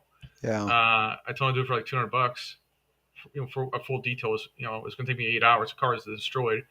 He's like, if you do it for 120, I'll let you do all 4 cars in the driveway. I was like, ooh, So I told him it's very tempting, but I said I'm gonna have to pass on that. But do someone do your car? And he's like, okay. Yeah. So Ask me how many Korean customers I've had in my career. I don't know how many. Vietnamese for me was they're cheapskates. The ones That's I had. why I've never had one. There is a Yeah. cultural thing going on when it comes to our culture in the USA and people that immigrate over here from other countries. There definitely is a cultural difference, which is why you talk to any business owner and there's certain cultures where it's like they're just cheap because that's part of their culture. Many of them have come from a third world country and that's all they know. So it's not an indictment on them as a person. It's just part of a cultural upbringing where they're just cheap naturally. Oh, and then one more thing I forgot to say. I had this also I think it's hilarious when they would say to me, I'll give them my price. I give my price over the phone first, like, and then so there's no surprises. And when I get out there, they're still trying to like try to deal with me. And then I remember this guy said to me, he said, well, my other detailer said he could do it for the same price or did it for this price. And I said, then why don't you call him then if he's giving you such a great deal? Oh, he's not available right now. I said, well, yeah, exactly. Yeah. And I told him look, if it's going to be such a big deal for you, it's not worth it for my time, So I wish you the best of luck. And then I remember this guy, the same guy said he got mad. He says, okay, you're already here, do it, just do it. And then and then when I finished the detail, he didn't want to pay me. And but thank God I filmed the whole thing. I mean, detailing his whole car. Oh, really? Yeah. And then I told him that, and I said, hey, well, okay, if you're not gonna pay me, I'll just take you to court. And by the way, I videotaped myself washing your entire car as evidence, and pay me on the spot. So, yeah. You know what? If you were coming to me and I was consulting with you and you told me that story, what do you think I would tell you? Any ideas? Not to detail that car. No. Meaning it's part of a underlying problem, which is your presentation. And what I mean by that is your communication skills, asking the right questions, because you should be having all this should come out over the phone. If you're showing up to a car and now this is coming out, there was a disconnect over the phone. And so there's ways to flush out cheap ass customers over the phone. Right. And you can, and so that's what I mean is the problem is with you and how you are dealing with people. And every beginner goes through this learning curve and it's a difficult one. In fact, that guy in Vegas that I bring up frequently, the 72-year-old guy, he's struggling with this, where he's dealing with problems I never had to deal with. And I know why he's dealing with it, because he's a weak stick. He's not assertive enough. He doesn't know how to conduct a conversation over the phone and take charge of the conversation and lead the direction of the conversation.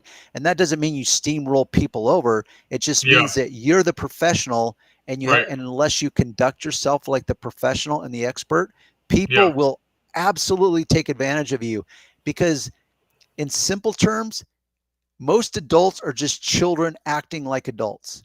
And so when a person wants what they want, they will display all kinds of manipulation and just bad character traits to try to get out of you. And so if you don't have the ability to identify that early on, and typically by asking the right questions, you're going to scare these people away very quickly. And you're not even have to go very far down the trail with them. But there is other people that just want what they want and they think they're going to get it out of you. And so that's what I would tell you is you're not asking the right questions.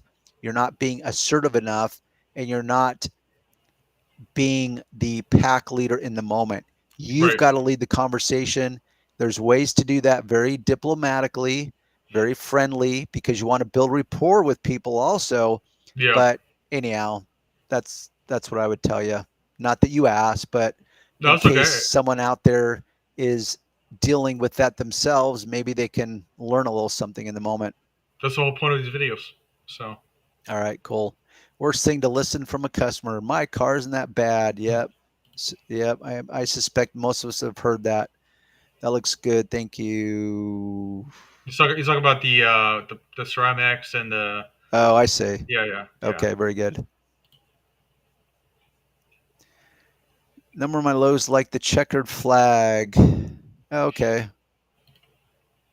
Seems appropriate. Yo, you know of any sprayable leather conditioner I can find in a gallon? Not offhand, I don't. Doesn't 3D? I think I saw 3D sells the conditioner in a gallon. That's a good point. I bet they do. I mean, gallons, that's a lot. I can look it up. I mean, honestly, if you're using it for a leather conditioner, there's many conditioners that I mean, if you want a true leather conditioner versus a dressing, I guess that's kind of the tipping point for me is, do you really need a leather conditioner if you're not actually treating the leather? You know, you could probably get away with a dressing, and then your gallon size would be much easier to come by, but obviously that's a judgment call on your part. And dressings, I prefer a water-based dressing. See, like right there, for example, that's a conditioner, but it says it's for leather, vinyl, plastic. You know why? Because all leather is coated. The top coat is a clear synthetic material. It's not even a material, it's a chemical, it's a spray. It's not necessarily a separate layer like the clear coat of a paint, but it is a synthetic clear as a top coat. So you're not touching the leather itself. And then that's where the debate gets confusing, because people will say, well, yeah, but it's not a true solid layer that makes it impervious to the bottom layer. Therefore, you still need a conditioner. It's like, okay, but do I need a dedicated conditioner, or can I use a dressing like this? They call this a conditioner. This is where this industry gets so convoluted, because none of us agree upon the same terminology. Every manufacturer wants to use their own terminology and confuse us all. Well, juice free. There you go. So there is one example of many of a 1 gallon product that you asked for. And 3D makes good products. I'm a fan of theirs. I personally never use them, but I've heard a lot of good things about them. Yeah, no, I've used a number of their products. I've never had a complaint. How about that? Yeah. But I also haven't used all their products. Why does your brand look like a Meguiar's copy? I don't think he's still around. No, I think he left. Pull up a Masterson's car care logo. I'm trying to see. I mean, he's got a lot going on in the logo, which I know Greg didn't. I'm pretty sure he didn't design it himself, because I think his father started it. Yeah. But I think it's a bit of a stretch to say it looks like the Meguiar's logo. I can see it. Yeah, it's got the circle in the background. It's got the date. I mean, honestly, now that I look at it and I'm thinking about the Meguiar's logo, I see the connection, the colors. Okay, I stand corrected. Juice free, you're on point. And my guess is that Meguiar's has been around for so long. So Masterson started in 47. I mean, honestly, they probably just plagiarized it a little bit. I have no idea. I mean, back then when they made logos, I mean, if you look at anything in culture, there's themes that come in and out of culture. Just fashion, music, I don't care what it is. Think about cars. Like, there's really only two ways cars go in design. And what I mean by this is you either have the sharp angles on the cars or they soften them up. So think of a Tesla, how it's basically like an oblong egg, and everything's rounded and soft edges. But then you think of, like, for example, a brand new, can you pull this up in a side? Actually, while we're on this subject, can you pull up the Meguiar's logo? Yeah, and Meguiar's got a few versions.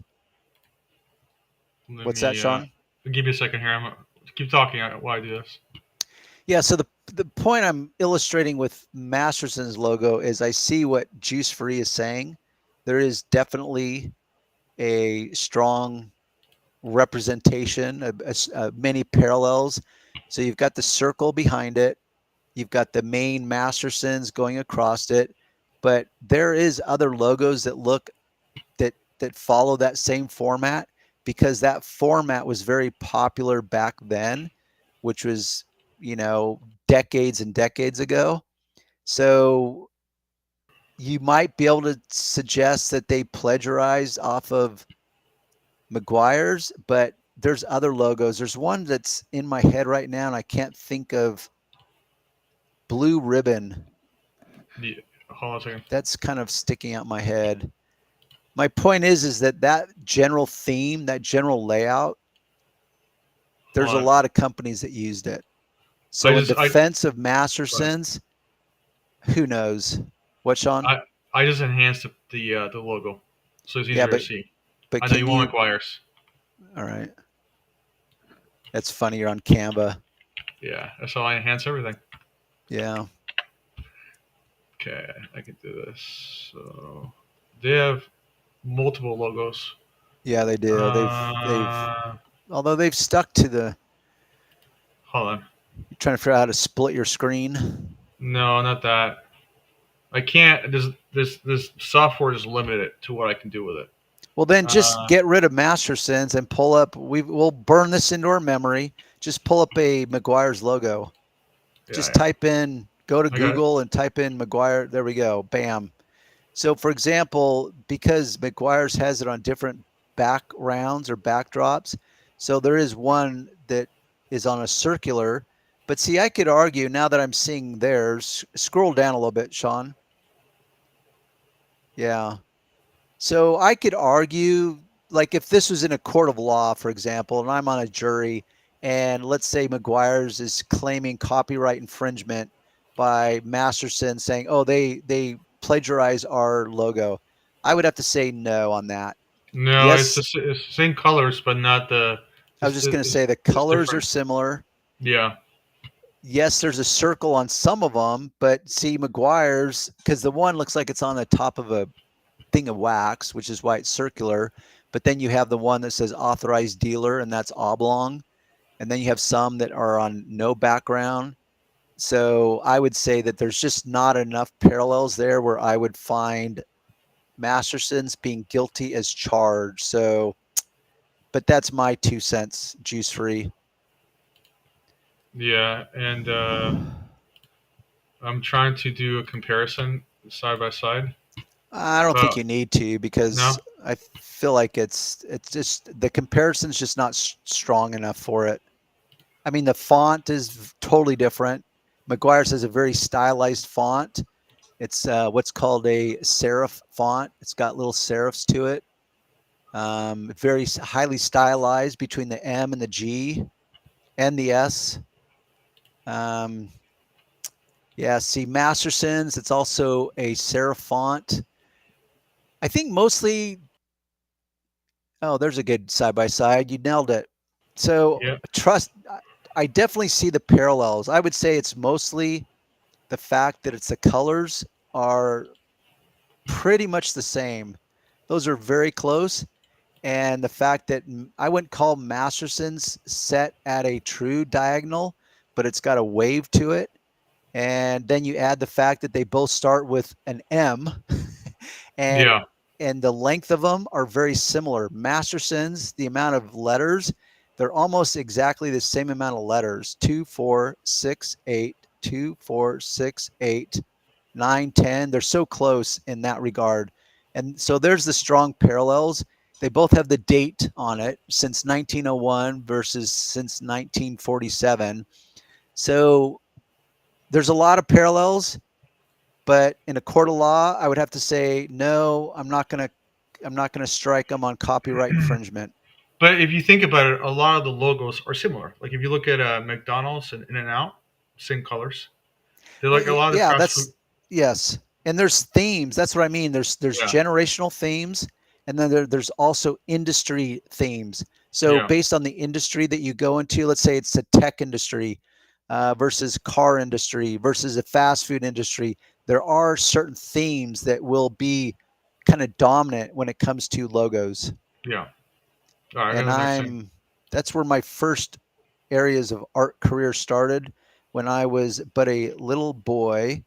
and I would sit in church, bored out of my mind. So I would draw logos while I was in church.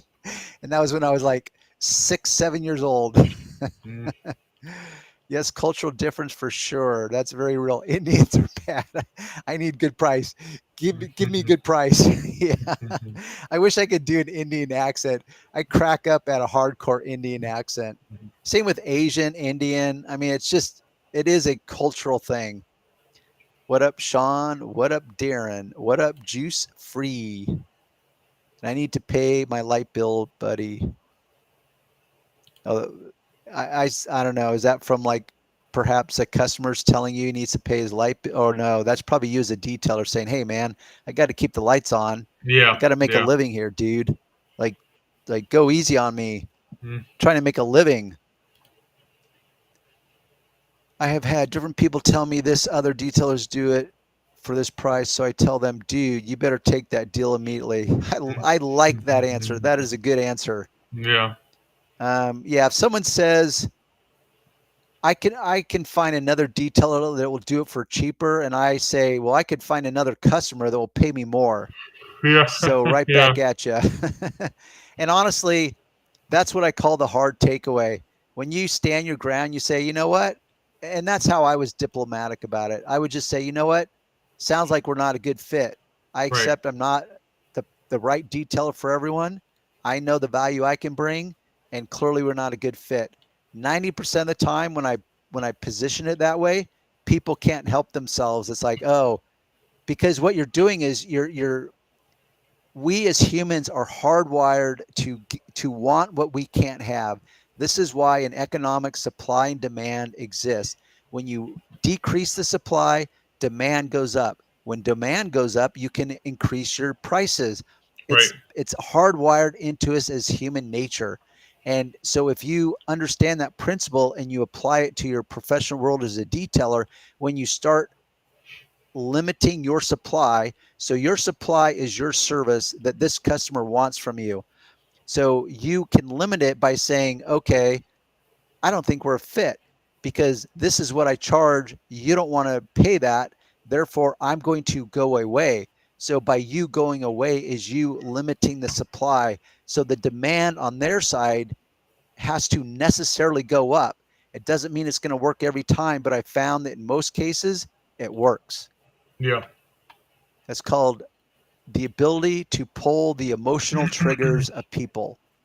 Marketing 102 or maybe 103. If they can't even answer simple questions and send pics beforehand, I don't want the customer.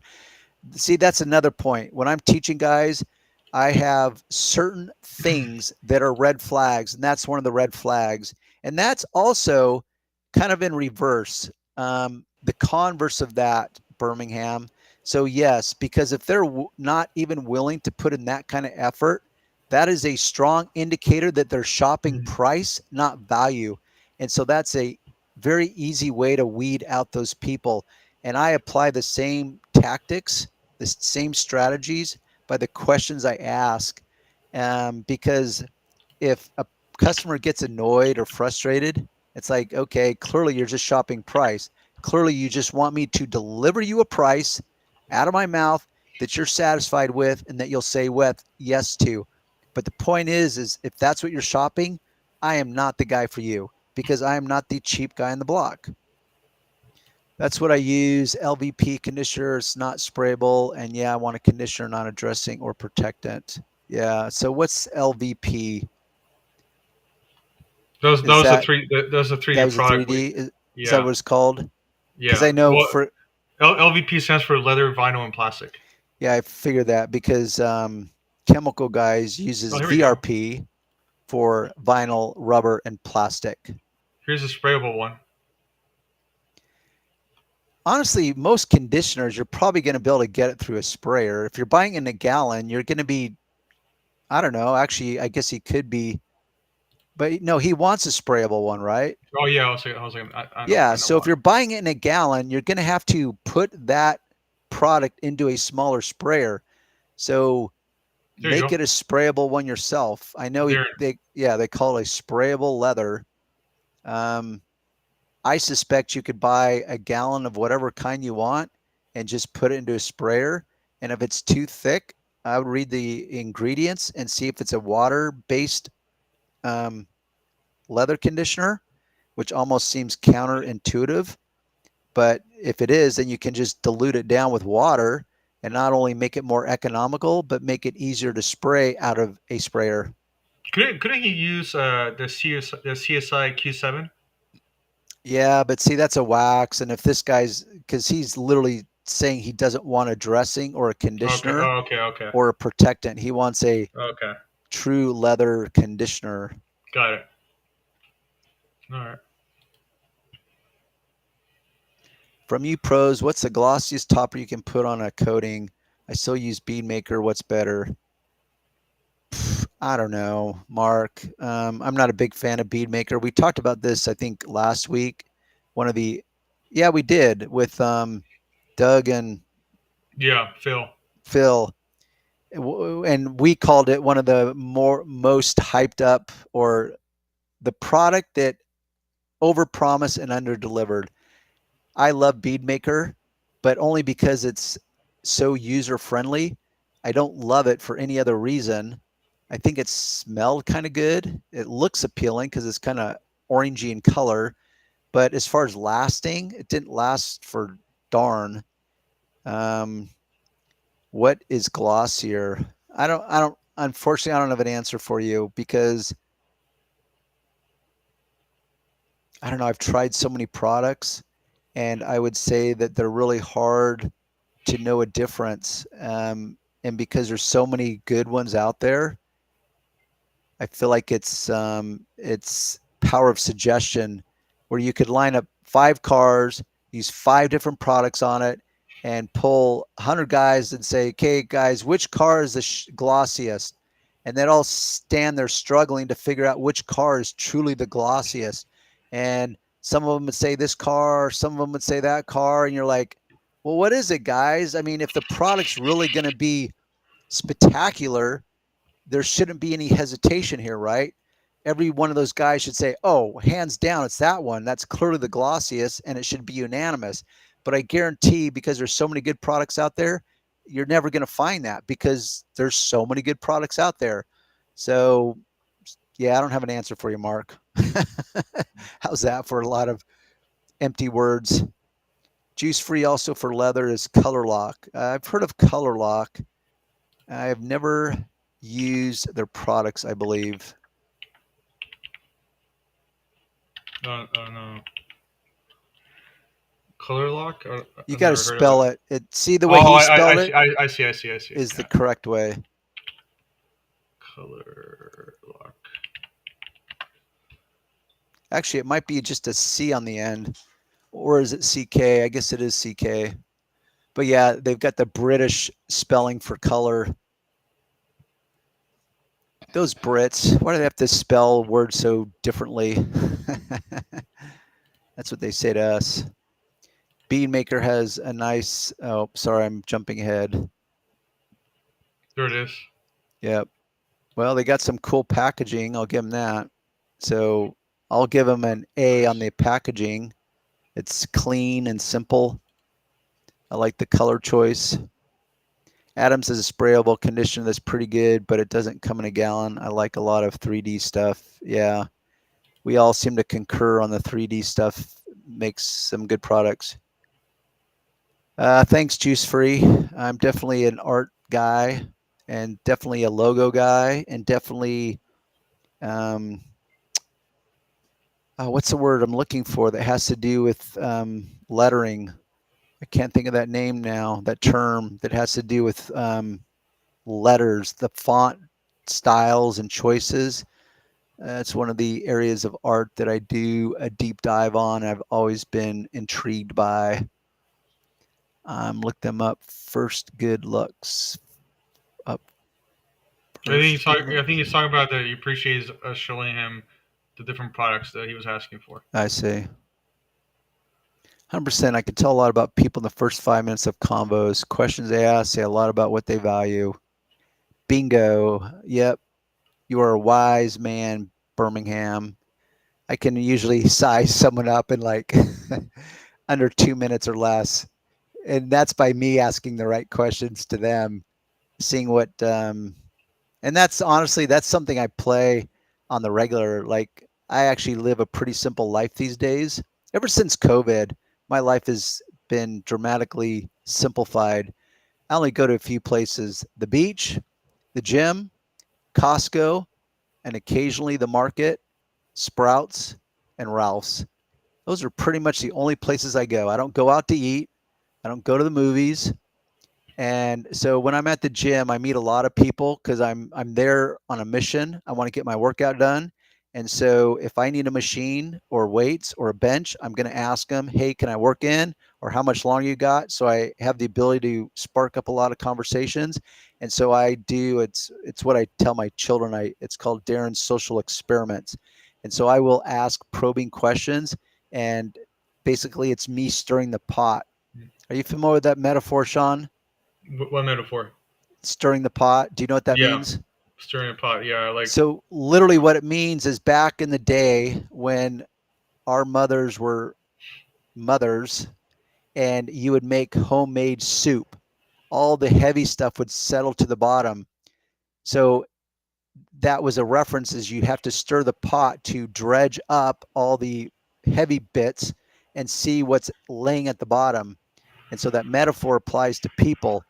And also the metaphor of like pushing the buttons in the elevator. I like to push their buttons and see what the reactions are, because people will always reveal themselves. Beanmaker has the mango scent. Yeah, maybe that's what that scent is. It's been a few years since I've used their stuff. Looks the best the next day. It really does. Well, I'll take your word for it. I know I liked it.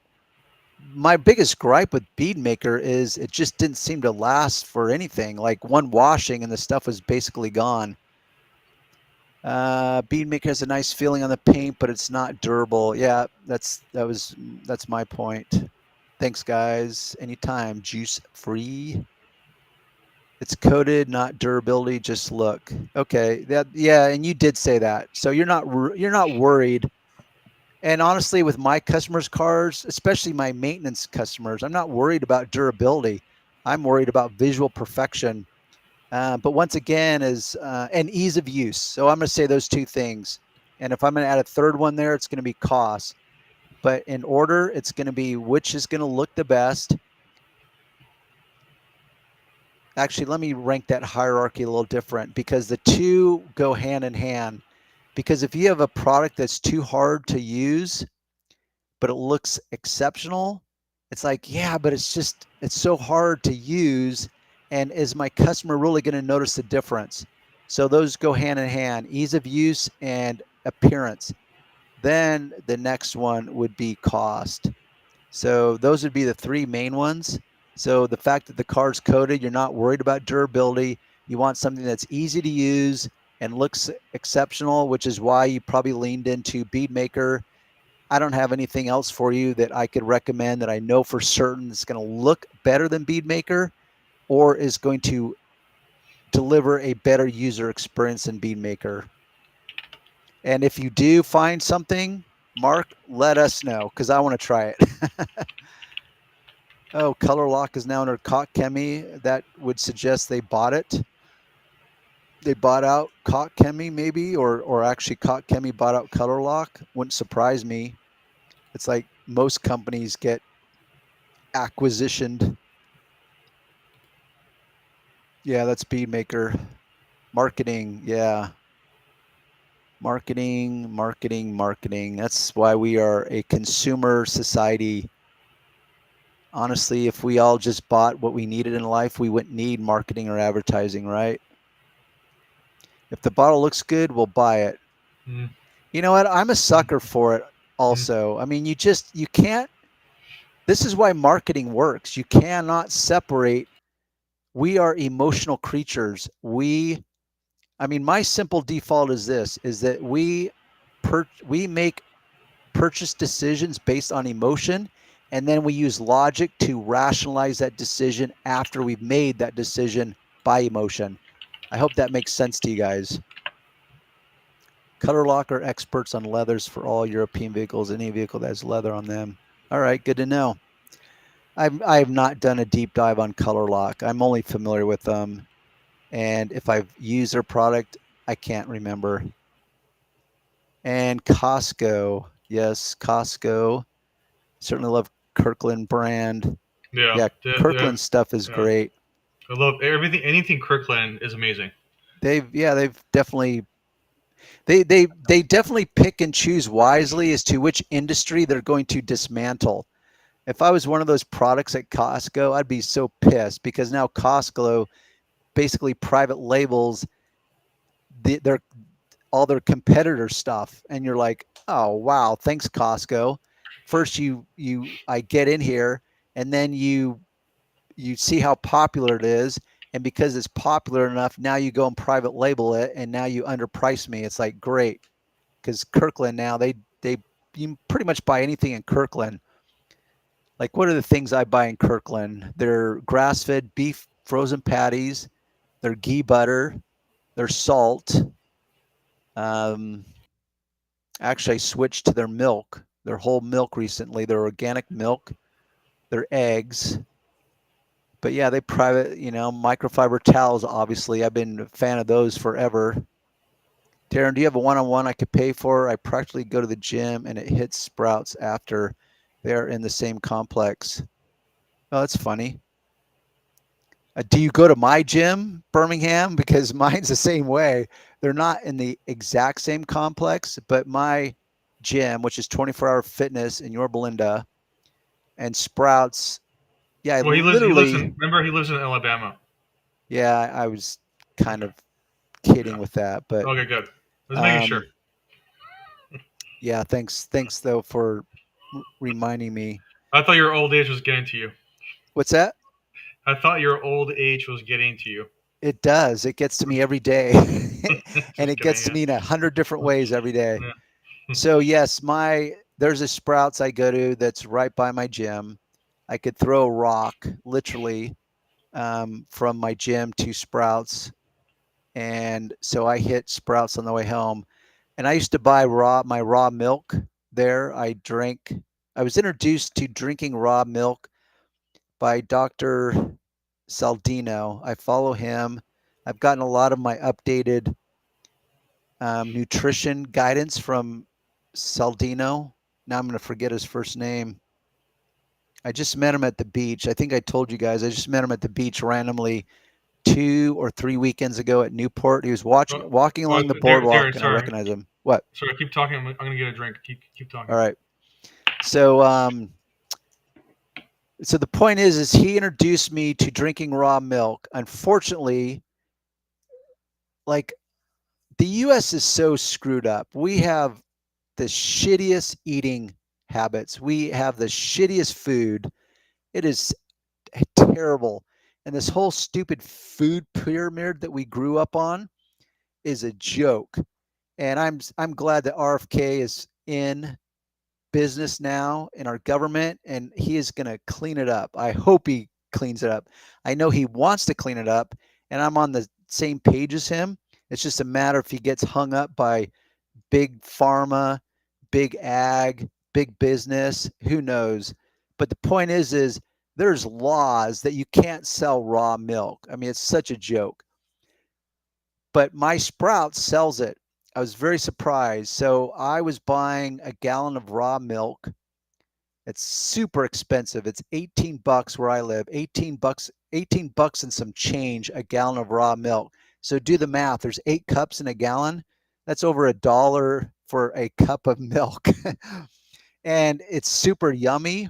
But I thought, do I really need, because there is some benefits to it. See, the pasteurization process, what it does is it destroys a lot of the good microbiomes and microorganisms that are in raw milk. And they do that for protection because they want to kill anything that can possibly be harmful to us or has the propensity to grow something harmful for us. So that's why they pasteurize it, they heat it up, and they kill a lot of those good germs. So I was drinking it, and I don't drink it plain. And this is another Kirkland moment. Kirkland now has their own brand of raw organic honey, which I buy. And if you've never tried that, Mark, pasteurized milk is a scam. I get raw milk for $11.99 a gallon at Detweiler's. Wow, that is a bargain. I wish. Oh, you're back, Sean. I had my eyes closed for a moment. A one-on-one. Who was it that talked about the one-on-one? That was Birmingham, right? I actually do one-on-ones. Birmingham. It's not cheap, and it's kind of hidden on my page. And what's kind of interesting is that it's all in the context of detailing, but all the people I consult with, I would say that half of the questions or half the topic is detailing. The other half is more like I'm a therapist. I kid you not. I've had some really entertaining conversations with people, and I don't do much of it because I don't promote it, but it is there. I charge $200 an hour. And most people buy it in slots of 30 minutes, which I think is $100. I guess that would be $100. It's on my page, on my auto fetish detail page. I think at the bottom there's a link, consulting. And honestly, if you wanted to hit me up on the side, my phone number is so prolific on the internet. I'm an easy find. Also, by stirring the pot, you don't let what's on the bottom to burn. Yeah, that's a good point, actually, Umberto. It's been a while since I made homemade soup, so yes, good point. I think Beat It Up is better than Bead Maker. I'm not familiar with Beat It Up. You'd have to look that up, Sean. I don't know who makes that. I know the song "Beat It" by Michael Jackson. Yes, I think the world knows that song. In fact, I'd be willing to bet the universe knows that song. Oh, Beat It Up. There it is. Yeah, I've never heard of that. Oh, 3D. Oh, I've never even heard of it. Never mind, tried it. Okay, Mark, maybe, I don't know, maybe Mark will chime in. Maybe he's tried Beat It Up. Have you, Mark? Mark. Let's see. It is pricey. Do we know what he's referring to? It's price. Oh, yes. Chemi acquired Color Lock. Okay. Good to know. Everyone's acquired somebody else. McGuire's got bought. Adams Polishes got bought. 3D got bought.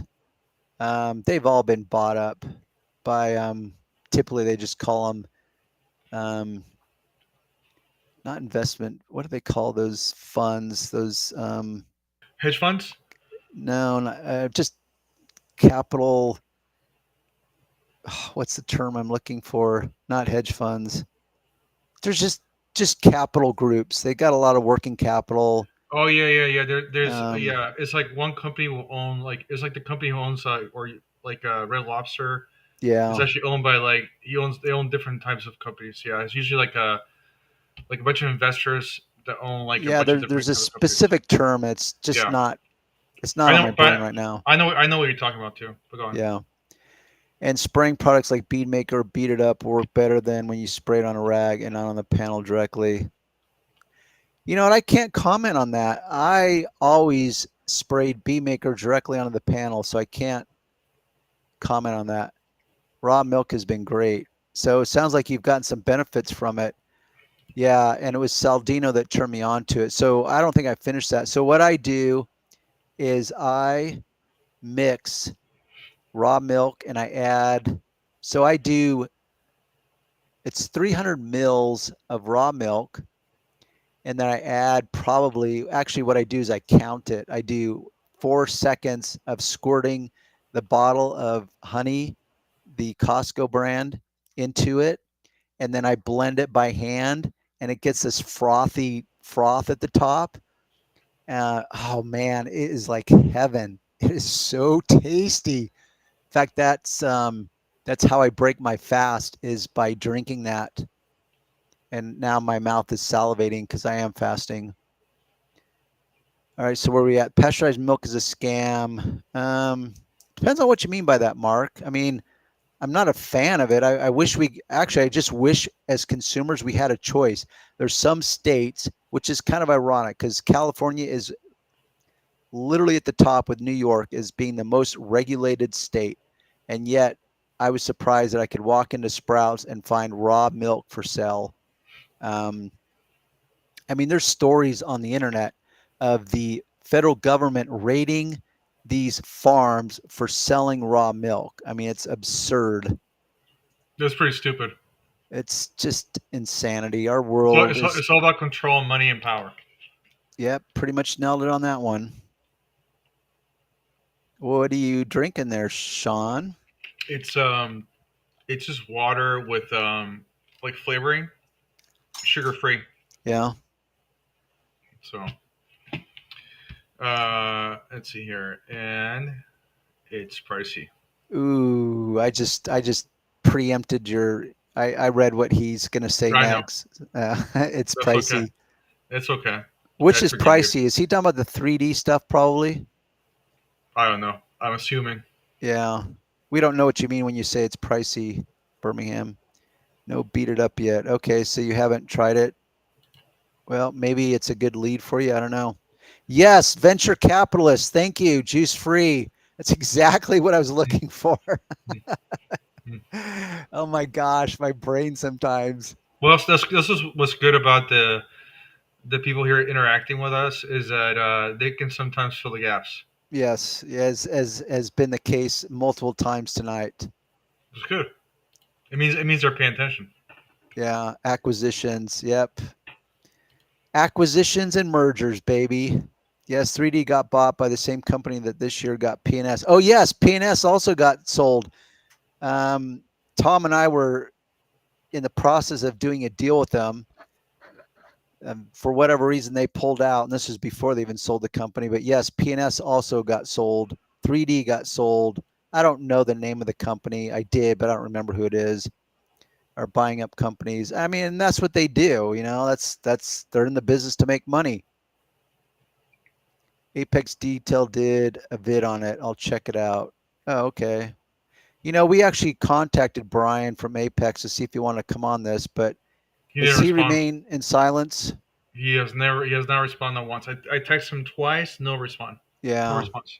I mean, he did respond to me, but not to me. I told him I was going to pass his info on to you, so who knows? Whatever. Yeah, whatever. His loss. I put that raw milk and honey into an ice cream machine and at home, and oh, so good. Like, yeah, I swear my mouth is salivating just thinking of that. And actually, I made my own what they call as carnivore ice cream. Use egg yolk and cream, and I bought the raw cream from Sprouts also, and I made my own ice cream, and it was good, but not spectacular. And what I ended up doing is drizzling some raw honey over that ice cream. Then it was really good. Yes. So it sounds like you, Birmingham, and I are on the same page in a lot of ways. The milk is pricey. Yeah, 18. It's just under $19 a gallon for me here in California at Sprouts. And Sprouts, I haven't looked extensively, but so I shop.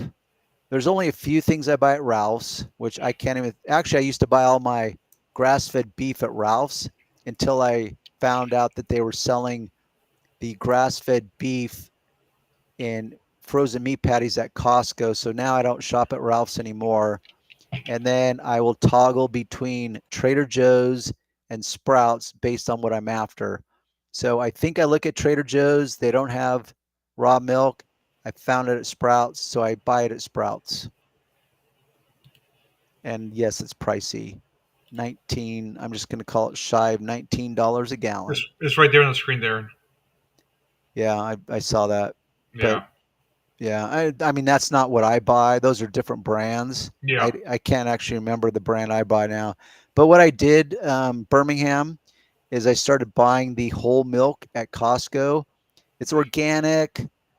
Yes, it's pasteurized. I wish it wasn't, but I don't know. I'm kind of weighing in on, is it worth me buying? Because I can go through a gallon easily, because I find myself drinking it more and more now because it's so simple and straightforward, and it's just so tasty. Oh, my word.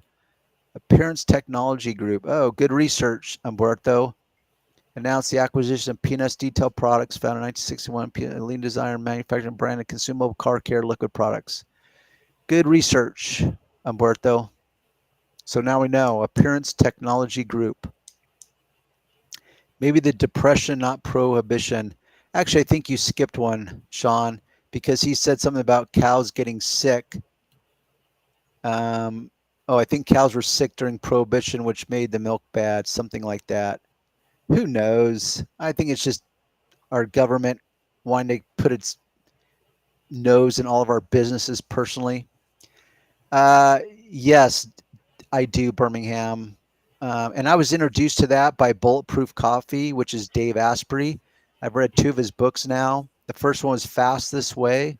And then the second one, I'm not going to remember the name of the title of it, but that's where he introduced me to intermittent fasting initially.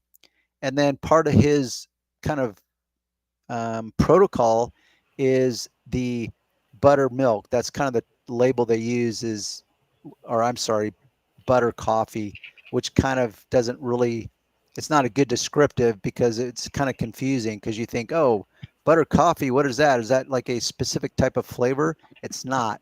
It's you pick your coffee of choice and you add butter or ghee butter, which ghee is a clarified butter. And more specifically, you want butter that's been made from grass feeding cows. So yes, I drink coffee in the morning. I was drinking caffeinated coffee. And then the past 2 months, I only drink decaf coffee now. And so when I'm not fasting, which is most days, I do intermittent fasting every day, but that depends on your definition of fasting. So when I'm fasting, I'm really referring to abstaining from food. So in the morning, I will drink coffee and I add, now what I add, another thing Costco took over, is they have a butter that's grass-fed butter that I buy, and I go through a lot of it. Like I will literally eat butter straight. But when I'm doing a more of a strict fast, like I am currently, which is a dry fast, I don't drink anything or eat anything. But yes, on the regular, I do drink the butter coffee or the coffee with butter added to it, and I blend it. I prefer it blended rather than just melted in there because it emulsifies it much better, and it just is a smoother, more friendlier taste and feel to it. They announced it on the RAG company live stream. About the acquisition, I suspect he's referring to. Yeah. Have you ever used metal polish on glass? The simple answer would be yes. I'm just trying to think, Juice Free. I'm just trying to think of when I would have done that, but I don't know. Maybe I haven't. I mean, and the reason I'm hesitating is because I've experimented with so many things. I'm at a level you could just call me a mad scientist, perhaps, because I'm always experimenting with off-label uses and trying to figure out how to produce the results I want. So there's a lot of things. For example, we were talking about wheel acids and the chemical reaction. So that hydrofluoric acid will react to glass. That's how they etch glass. So in most cases, you're not going to want to etch any glass on any of your customers' cars. So you never want to use wheel acid on glass. So I did etch some glass intentionally, and I wanted to see if I could polish it out. And if I recall, the glass polish that was dedicated with for glass polish, there's a special chemical or a special abrasive particle they use in, I think it's cerium oxide. There's a glass polish, and it was not very effective. And so I tried to use other types of polishes, but I don't necessarily remember having any luck. So I don't know. I'll just say no, I haven't. But see, just like paint polishes, metal polishes can come in all different varieties, from a chemical type of metal polish to abrasive type of metal polishes. Keep you sick and dumb, allegedly. The government, yeah, that's what they want. That's our health system. is they want to keep us sick and dumb. You know, I used to use the analogy of biblical, where we're all being led by stupid sheep to the slaughterhouse, but actually big government, big pharma, and big agriculture, they don't actually want to lead you to the slaughterhouse. What they want to do is just get you sick and keep you alive forever so that you can be on their prescription drugs forever, so that you are a forever lifelong consumer of their shitty food and bad drugs. That is a vicious loop. You eat the shitty food, you get sick, you get chronic disease. So now you go to Dr. Feelgood, who's part of the system, and he puts you on a medication for the rest of your life. What a coup. Bulletproof coffee. Yep, every day. Ha, I thought you did that. It's funny. I do that. Although I don't drink Bulletproof coffee brand any longer. But I'm a big fan of Dave Asprey and his company. And I kind of wonder, I feel like he sold that company because he came out with a different type of coffee. And I kind of tuned out at that point, and I don't really know. But if my memory is correct, I think that's my last recollection. I like Optimum and 3D products. We concur on that, Juice Free. Yeah. I like both of those brands. Most companies under BlackRock. That's funny. Yeah, Umberto, you know your stuff, man. You do your research. BlackRock. Yeah, that's well, it's BlackRock and Vanguard. Yes. Yeah. The evil capitalist whores. Yep. But I'm kind of torn on that. Do I think they're up to nefarious things? Yeah, I kind of do think they are. LO, you got to talk code on YouTube or the algorithm will get you all. Yeah, that's true. YouTube is one of them, man, which is why you have to say corn.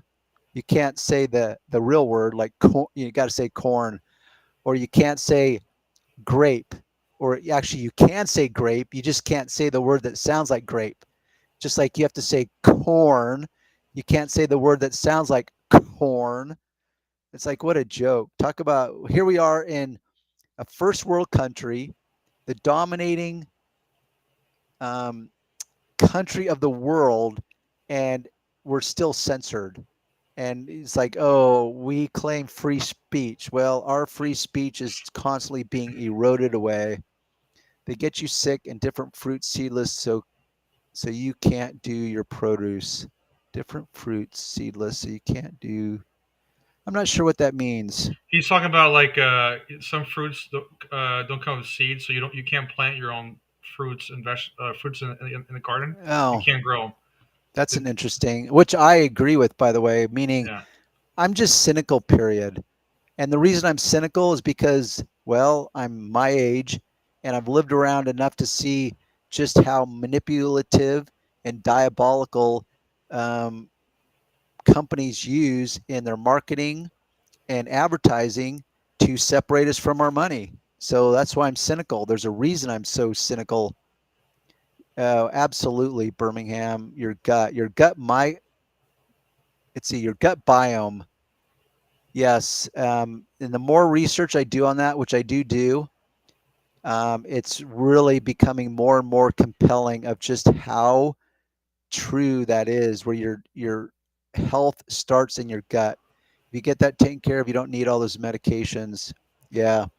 You know what? I'll be candid with you guys right now. I am dependent on 2 medications to sleep. I have grown up with insomnia since I was a kid, and it's so agonizing. So most of my life, I just have slept so poorly. I have bad insomnia. And I don't know why it took me so long, and in ways that suggest it's a good thing, but yet it's not. So I found this stuff called prescription sleep medication called Ambien. So I've been taking Ambien for probably 15 at least years. And it was really the only cure I've had for insomnia. And before that, I tried everything over the counter. And that's also where I went into mad scientist mode. So I would mix like NyQuil, like the nighttime sniffy nose, achy body so you can sleep medicine, I would take NyQuil and I would take an over-the-counter sleeping pill, and it still wouldn't work. So my doctor prescribed me Ambien, which that's like a lot of drugs, is that you build up a resistance to it. So after many years of that, it just wasn't working. And so then he added Valium to it. So now I take Ambien and Valium so I can sleep. Now, the good news is I used to take a higher dose, and I've been able to reduce it down to 5 milligrams a night each, but it's the only way I can sleep. And literally this past week, I tried to kick the habit once again. I've tried 5 times, and there's probably people listening to this are saying like, dude, like you must not have any good willpower. And I'm telling you, the difference with insomnia is you actually need sleep to live. If you don't get enough sleep, it affects everything. And eventually your organs start shutting down and eventually you die. Okay. So unlike alcohol, unlike drugs, unlike a lot of things, you actually can live and not drink alcohol. You can actually live and not smoke weed. You can actually live and not take heroin. So you can't live and not sleep. You need sleep to live, to stay alive.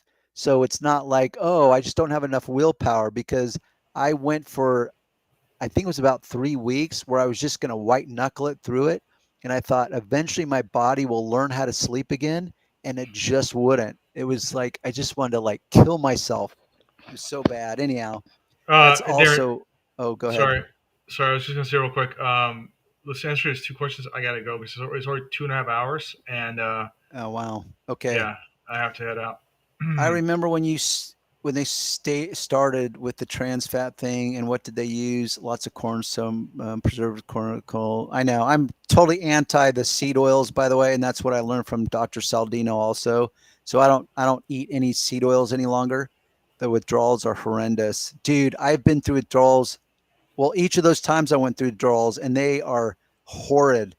I also was dependent on hydro. What's the opioids? What's the big opioid problem, Sean?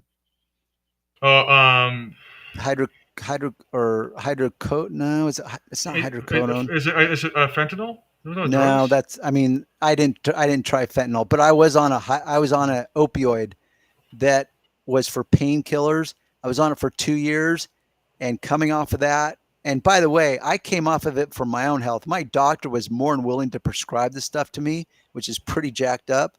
Was it Vicodin? No, I don't think that's an opioid. Anyhow, I know the audience knows what I'm talking about.